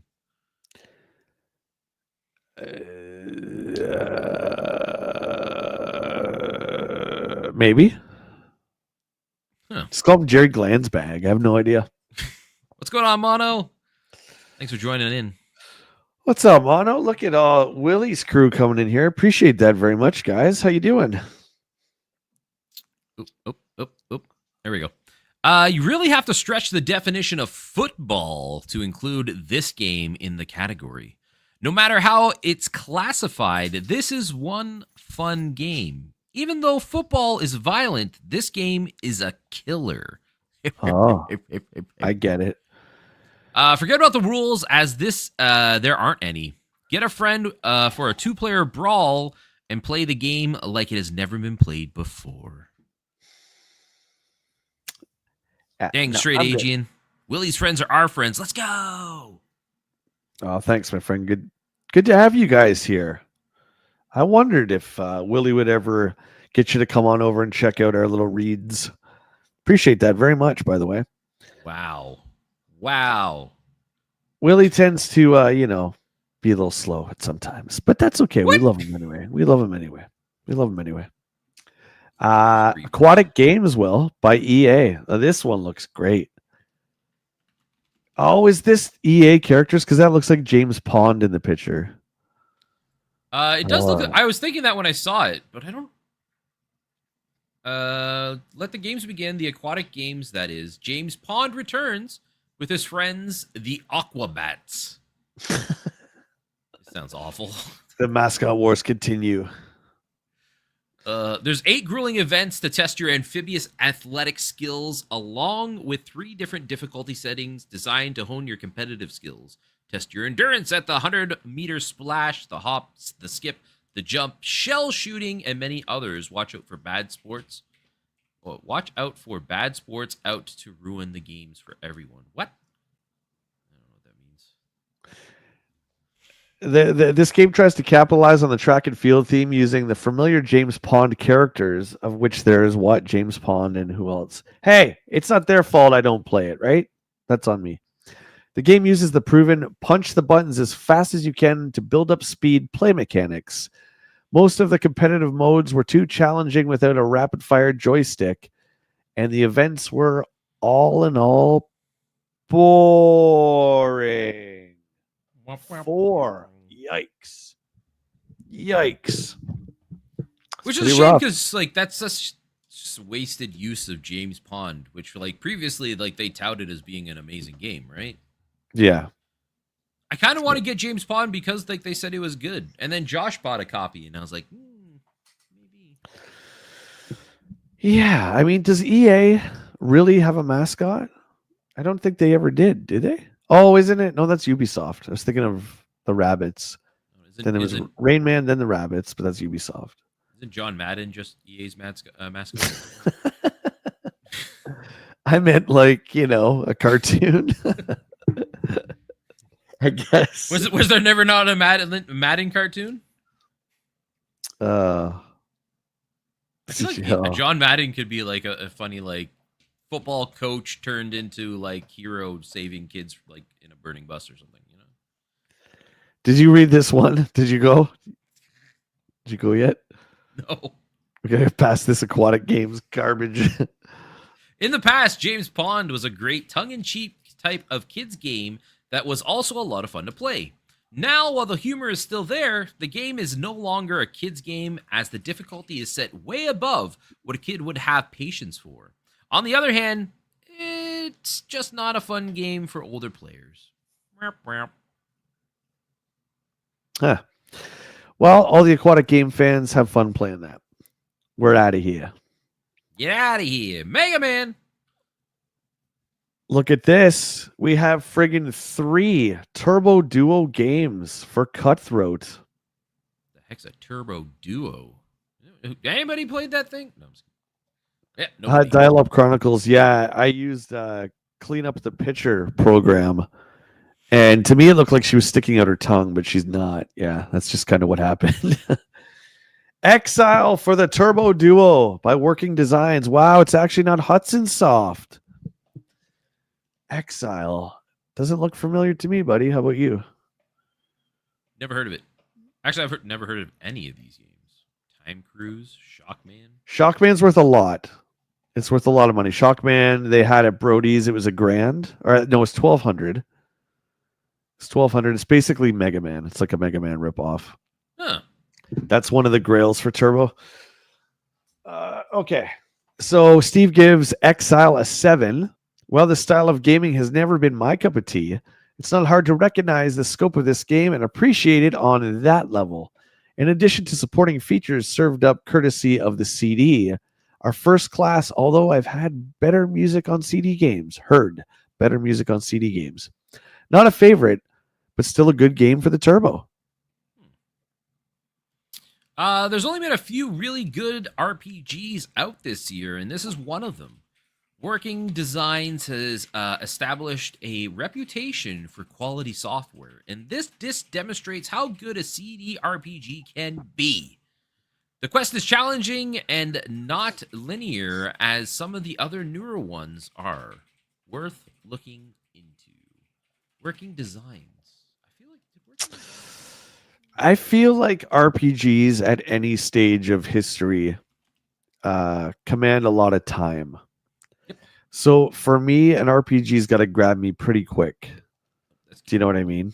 Yeah. So unless it's like pretty much great off the bat, I can't sink the time into it. And I know, like, we've talked about this with Final Fantasy 13, and back in the day, everyone's like, "Oh, give it time, give it like 20 hours, and then it opens up." It's like, no, I'm not doing that. I can't do that. So I don't know if I would ever play Exile. That being said. I had to look up the name because Working Design sounds familiar. Yeah, they did Lunar the Silver Star Story, Lunar Eternal Blue, Dragon Force.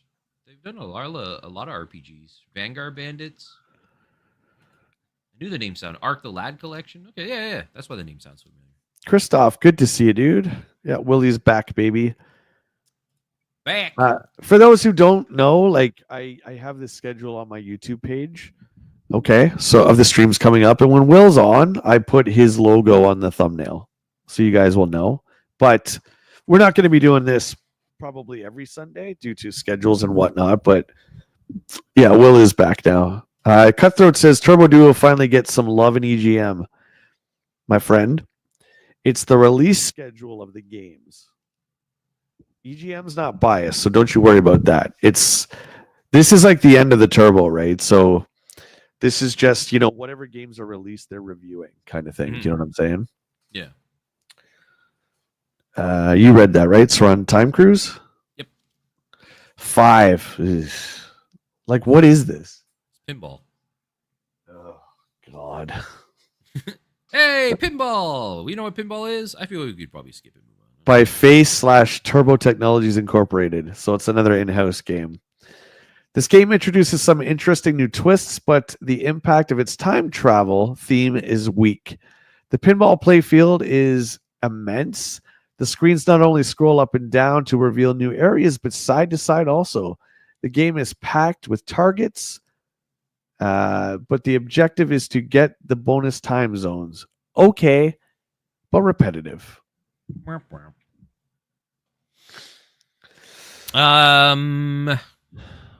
I like pinball games, and this has to be right up there amongst the best. Okay, just putting it out there. If it ranks up there being one of the best, then you give it a 6. Do just pinball games suck in general, or Like Alien Crush and Devil's Crush on Turbo are great games. yeah? I feel like they rated them fairly high. This is my take on that. Okay, not a huge pinball guy. Yeah. That being said, for a system that doesn't have a gigantic library, to have 3 pinball games might be too much, especially when this is developed in house, right? Mm-hmm. Just saying. Just saying. What I really like is the huge play field. The sidewise scrolling was a rare treat that I hadn't seen before. There could have been more things to shoot at, but what was there? Oh, sorry. Yeah. But what was there was done quite well. Okay, that was not great. The time portal was a welcome plus. Great. Thanks, Ed. Shockman, aka Mega Man Bootleg. Ooh, 4. This is again in-house. Turbo Technologies Incorporated, which is Hudson Soft, basically. Talk about being light. This game has pastel graphics, cutesy tones, and the gameplay that lives up to its looks. The action is thin with a limited number of abilities to gather. The 2-player mode is designed well, but does little to boost the theme or appeal of this card. Definitely not a hard-hitting action game, even for kids. This is a cute game that should appeal to younger audiences. It doesn't have the excitement of a kid's game, and that could hurt it. It just offers flat gameplay, and it doesn't inspire me to continue further into the game. The sound, graphics, sound, and action, and everything is just average. Not the best Turbo game ever made. And that's too bad, because this one looks kind of cool, actually. Like a Mega Man style. I would be interested in playing that. You said it's pretty rare? Yeah. Yeah, I think it was either $9.99 or $1,200 at Brody's. It was one of those two. I can't remember. I could look through the footage, but it's actually in the video. It's on that scroll. Yeah, it's expensive. Mega Man box art, so good. RoboCop. I know we got 1 or 2 RoboCop fans here, and I'm sorry that you guys like RoboCop. Too bad. Too bad. 6. So this again is, look at these 3 late released NES games. Jetsons I know is pretty rare. Swamp Thing, oh boy, look at those scores. Oh boy. I like how the Jetsons is better rated than RoboCop. Yeah, well, it's Taito makes it, and Ocean is making Ocean like a movie company. Pretty sure they got an in-house game studio now. You can tell. Taito's solid. THQ's solid. Well, maybe not in that case. Anyway, RoboCop 3 gets a 6. Later, Mutron. Thanks for stopping by, my friend. Good to see you. Bye, Mutron. Boasting graphics reminiscent of the original NES Batman, RoboCop 3 offers strong head-to-head battle action across a scrolling landscape of varying heights. The action moves at a decent pace with the prerequisite bosses and enhancement cinemas, but the gameplay, although awkward at times, is still fun. Yeah. Did you ever see the 3rd RoboCop movie? Yes. That's when he gets a jetpack, isn't it? Yeah, that's the one that also wasn't rated R. Yeah. They brought it down to, took all the guts out of what made it so great. Yeah, unfortunate. I did watch that. I was a kid. I didn't care because as a kid, I was just like, RoboCop, he's cool. Because that seemed like the transition too. After 1 and 2, for whatever reason, they had that RoboCop cartoon. They were making him centered towards kids, and then they had the RoboCop 3 movie. Yeah, yeah. I remember having a RoboCop doll. Like, it made sounds and stuff. I don't know what made them think that that was a good transition from like that super gory, violent first and second movie, and then like, kids. Well, I mean, Rambo in the Force of Freedom was a cartoon. Like, oh, yeah, that's right. I forgot. Rambo, they made there was a bunch of, like, I don't think they did Conan. Well, there's a Conan NES game. But still, like, you're right. Like Nightmare on Elm Street, Friday the 13th, all these games that were NES games were from very adult properties. Yeah. Just crazy, man. But that's why we're so warped. And we love it. We love it. Maybe that is why I have so many issues. Nope. I forgot about the ninja robots, Matt. Oh my god, that movie was awful. Terrible. Got to keep that money train rolling. I get it. But at the same time, your IP becomes so unrecognizable. Do you know what I mean? It's just like a shell of its former self. Yeah. I do remember the Conan cartoon. I remember really liking the Conan cartoon. Conan the Adventurer. Yeah, I mean, you could almost... I would put Ghostbusters in that category too. I don't think Ghostbusters is a kid's movie by any stretch. Mm-hmm. It's a dark comedy. But they made a cartoon out of it with a toy line, like... That's true. Crazy. Yeah, I didn't even think of that. Crazy stuff. They call them action figures. Raj, I'm sorry. Sorry. We call them dollies around these parts. Yeah. We like our dollies around here, Raj. We like our little dirty old dollies.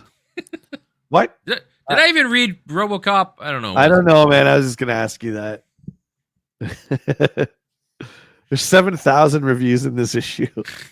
The previous versions of the game were, at best, average action games. It is good to see the Ocean has taken extra time and effort to make this sequel a much better playing game. The control could be a bit better, but it doesn't significantly restrict gameplay. Lots of action in this version and challenging gameplay. I feel like you said gameplay a lot. Huh. The arcade game was good. Captain Chaz says they are making a new RoboCop 2, ignores the second and third movies, but it keeps the expanded info from the first TV series. Interesting.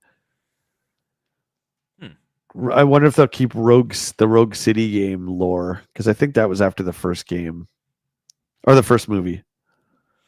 I don't know, all these timelines, like, where do you guys sit on that? Not that I want to derail the conversation, but I feel like if you wrote a timeline, just go down with the ship, man, or reboot it. As much as I hate that, I don't know. No, I was gonna say that the latest RoboCop movie, I thought it was all right.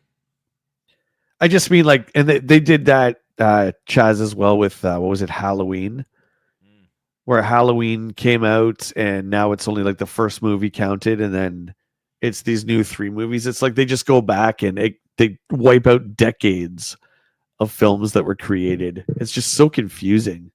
But can they do that with Star Wars? Not yet. They haven't.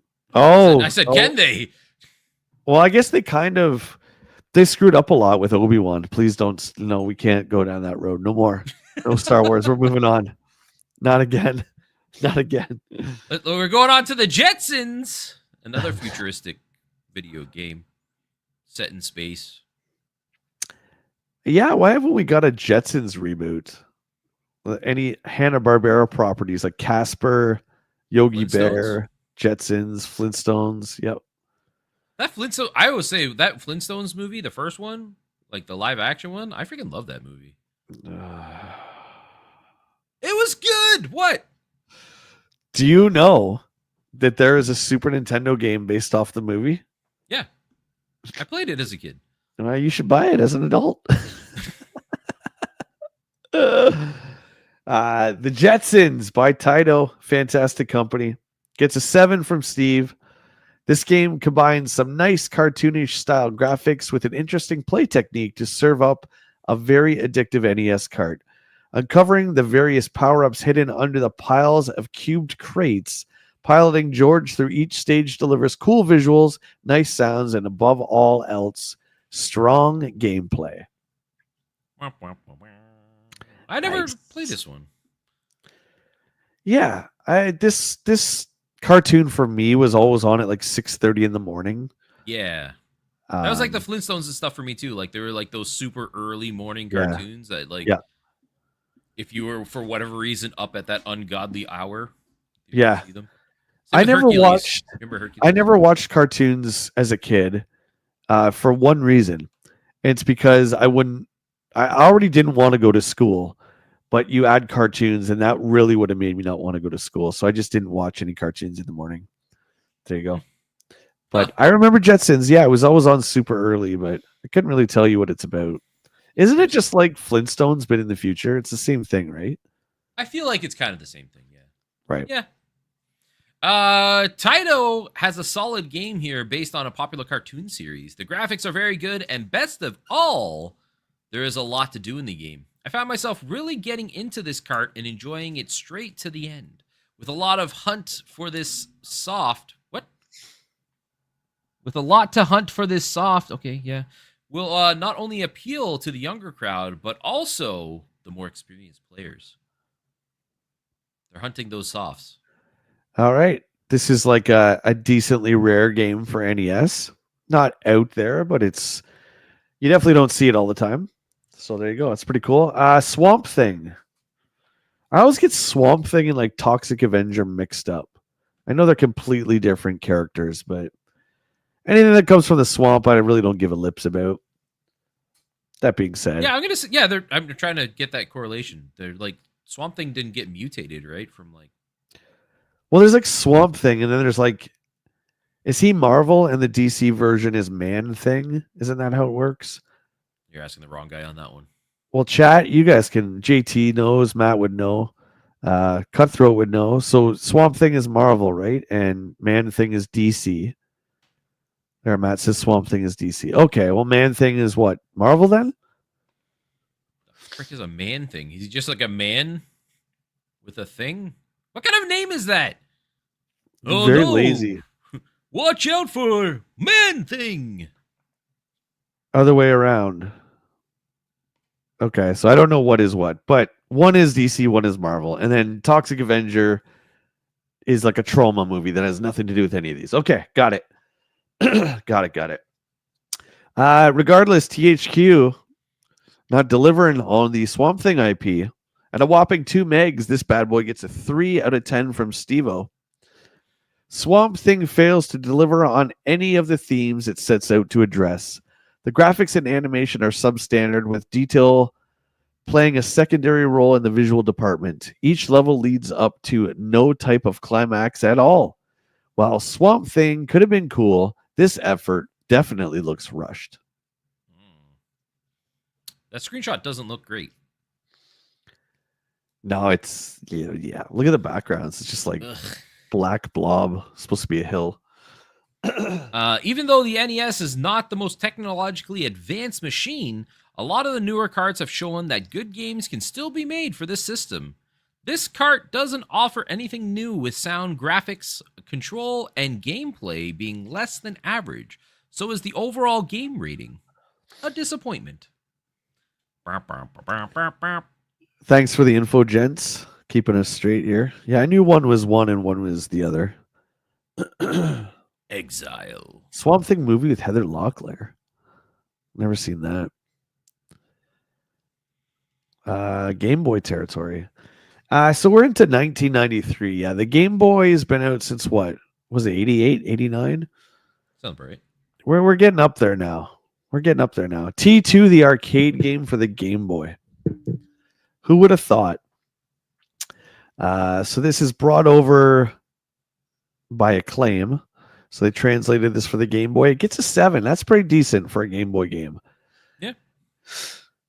This is a very cool Game Boy game that absolutely overwhelms the screen from start to finish. That's one of the cart's main problems. However, since the Game Boy screen has problems handling all of the moving objects, given the limitation, T2 does a good job of reproducing the coin op with plenty of targets and action. 7. Screenshot's such a blurry mess. Oh, I've said, I'm a broken record. I gotta say it though. I don't like Game Boy. I never liked Game Boy.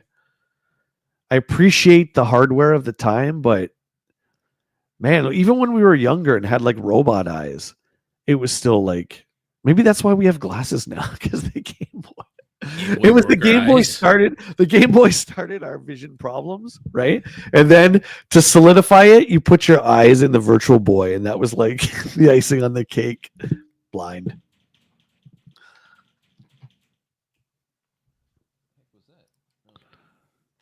Wow. How did they ever pack so much action into the tiny Game Boy cart? Who cares? This game is wall-to-wall action from the start to finish. Great graphics, spectacular gameplay, and lots of things to shoot at.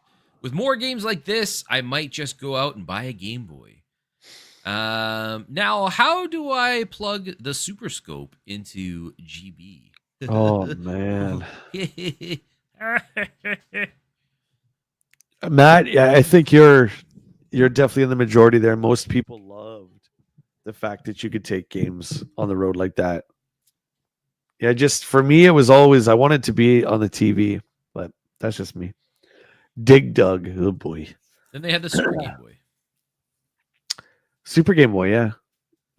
Yeah, I played. I would definitely say once I got that, I played more Game Boy games. It was cool to actually play Super Mario Land and be able to see it. Do you know what I mean? Yep.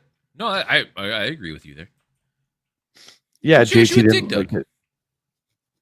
You don't like Dig Dug? It's okay. It's okay. I think you have the same Namco cabinet as I do. Yeah. Yeah, so Dig Dug's on ours, yeah. It's all right. It's all right. I don't know. I like Dig Dug over Qbert. I'm just saying. I don't know. Yeah, I gotta really give Qbert a go again. I haven't played that probably since it was in the arcade. I've never played any of the updates on Qbert. Any of that stuff. You're streaming today, right? Yeah, at 2. Yep. At 2, okay. Well, these issues are huge now, so I think we're gonna split it. They are big. I was looking at the counter. I'm like, we're at page 36 of 279. Yeah. What? And when I was doing some of these on my own, there was a lot we were skipping over just from time. So I think we'll split the issues because they're getting pretty big. That's a novel. Yeah, it's huge, man. Dig Dug by Namco gets a 6. Dig Dug was a favorite from the early days of gaming, so I was eager to give this soft a try. I like to play. It's virtually the same, except for an annoying scrolling mechanism that allows the cart to project a larger play field. The controls are a bit sluggish as well. The extra Dig Dug game was nice, but it's not revolutionary. 6. Eesh. Oh boy. Talk about old memories. I remember playing this game a long time ago, and Namco has brought it back in exceptional form. I really like the new action, which has they have built in, but best of all, this is just a lot of plain fun. Not heavy thinking involved. No heavy thinking involved here. Just pure enjoyment. A perfect game to play in the car. Yeah, CJ, Dig Dug is fun. It is fun if you don't go blind. Again, we all have glasses now. This is the Virtual Boy. I'm telling you. Mega Man 3. Now, from what I understand, they just picked some of the Robot Masters. It's not the entire game. Because the cart size, there was only I think it's like 4. Yeah. So Capcom Mega Man 3 for the Game Boy. 8. Here's a marvelous Game Boy title that serves up all the familiar play mechanics we've grown to love on the NES. This game packs in the most detailed of the Game Boy. What? This game packs in the most detail of any Game Boy product that I've seen. So much that, like Terminator 2, the eyes have problems digesting all the detail. Still a good game for long trips, Matt, and a must for Mega Man fans. 8. That's pretty good.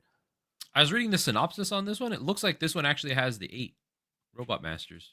I keep forgetting when we're always like, oh, I don't know what this game's about. I've never heard of it. Yeah, they tell you right there. We just never read that part. Well, I read it. There you go. I don't. There you go.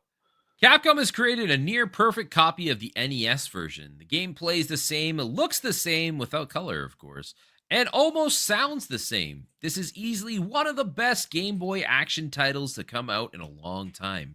Great bosses and not a whole lot of screen blurring. Don't miss this outstanding cart. Excellent. Link's Awakening's great. It's a great game. We're- Cosmic we're- Fantasy 2. We're really getting into it now. Prince of Persia, Super Off-Road, and Dirty Larry Renegade Cop. Woo! Hey, Bargain, how you doing? Thanks, mate. Have yourself a good one. Appreciate you popping in. Prince of Persia. Man, okay, so how many people in chat were Prince of Persia fans? Like old school. I'm not talking PS2. Old school, like this old rotoscoping. Prince of Persia, PC style. Anybody? I tried this game so many times as a kid. I loathed it. But I will say, like, my first, like, enjoyable Prince of Persia experience was Sands of Time. Yeah. PS2 That was games were good. fantastic. Yeah. These were like Out of This World and Flashback, that same kind of very stiff gameplay. Yeah. The animation is what sold this game because it was fantastic. 8, though, on the Game Gear. I think that's pretty good. By Tenjin. Most of the features of Prince of Persia that I have always enjoyed have been retained in the Game Gear translation. Not only does the game deliver some great animation, the traps and challenges that lurk around every corner keep the pace and play at the same addictive levels. I like Prince of Persia and this version. That's pretty good. There you go, Willie. I was very impressed with this version of the game. Not only were the characters and the pitfalls very easy to see on the small screen, but even the very fluid animation found in the other versions of the game was duplicated almost perfectly. This is a very addicting game and hard to put away. One of the best GG carts. Bargain says, hey, WillyLo, I've seen you in Jay's picking videos before. Hi, Bargain. Yeah. We often go out and hunt some hot softs together. Try and do it once a month, except around Christmas. But even at that, I still think we did. I think we still managed to do it. Super Off-Road, fantastic game. I don't know why they chose this screenshot. Probably because the trucks would have been really, really tiny. Interesting to see how this would have played on the Game Gear back in the days. By Virgin Interactive. 5.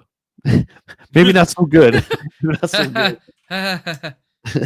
Not great. This game also plays very closely to the other versions that inspired it.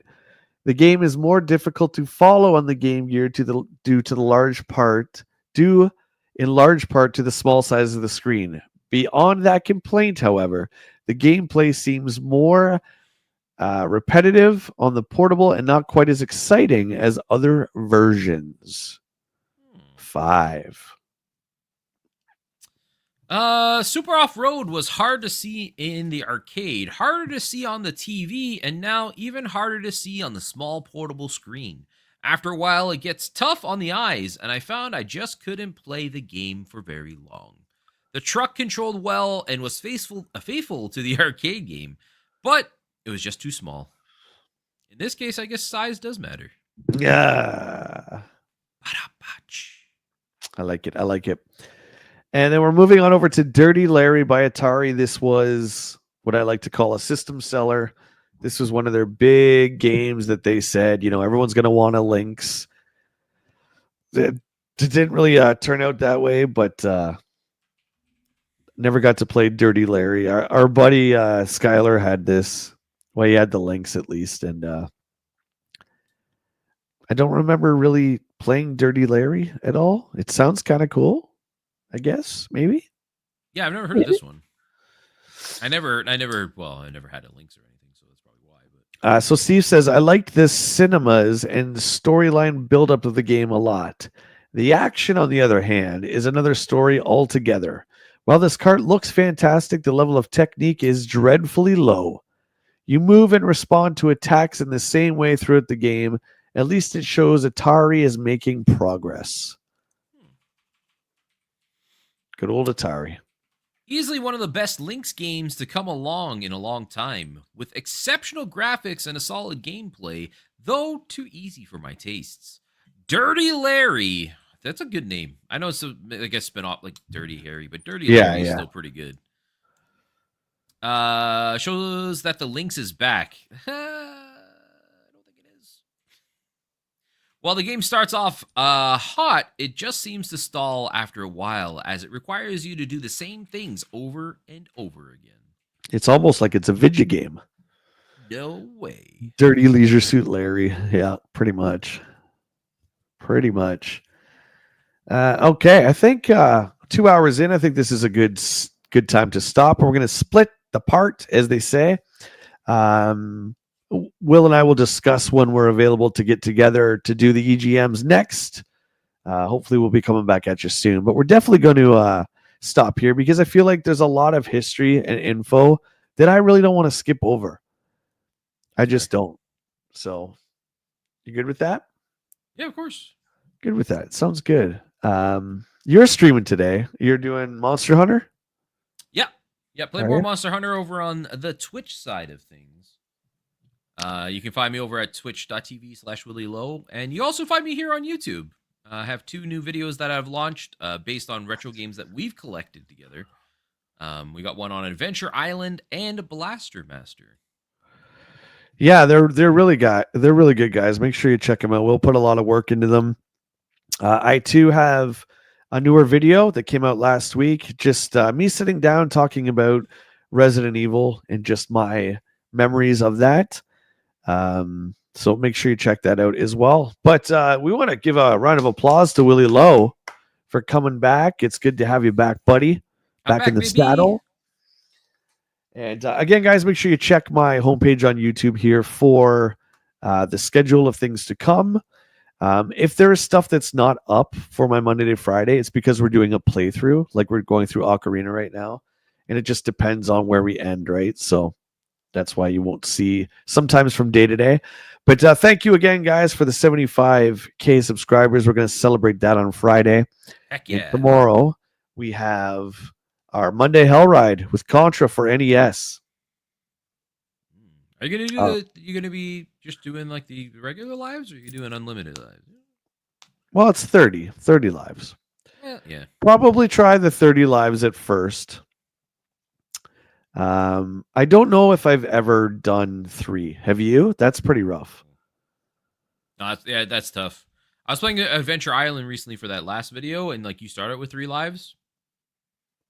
I could not do it. Yeah, so thankfully there's a little cheat in the beginning where you can get it continues. We'll see how it goes, but it's going to be a good one tomorrow starting at 10 a.m. All right, Willie, thank you. We'll let you go here. And make sure you guys go over and check out Willie. I think he's at 2. Make sure you check him out on Twitch and for some Monster Hunter action. All right, my friends, have yourselves a great Sunday. My friends.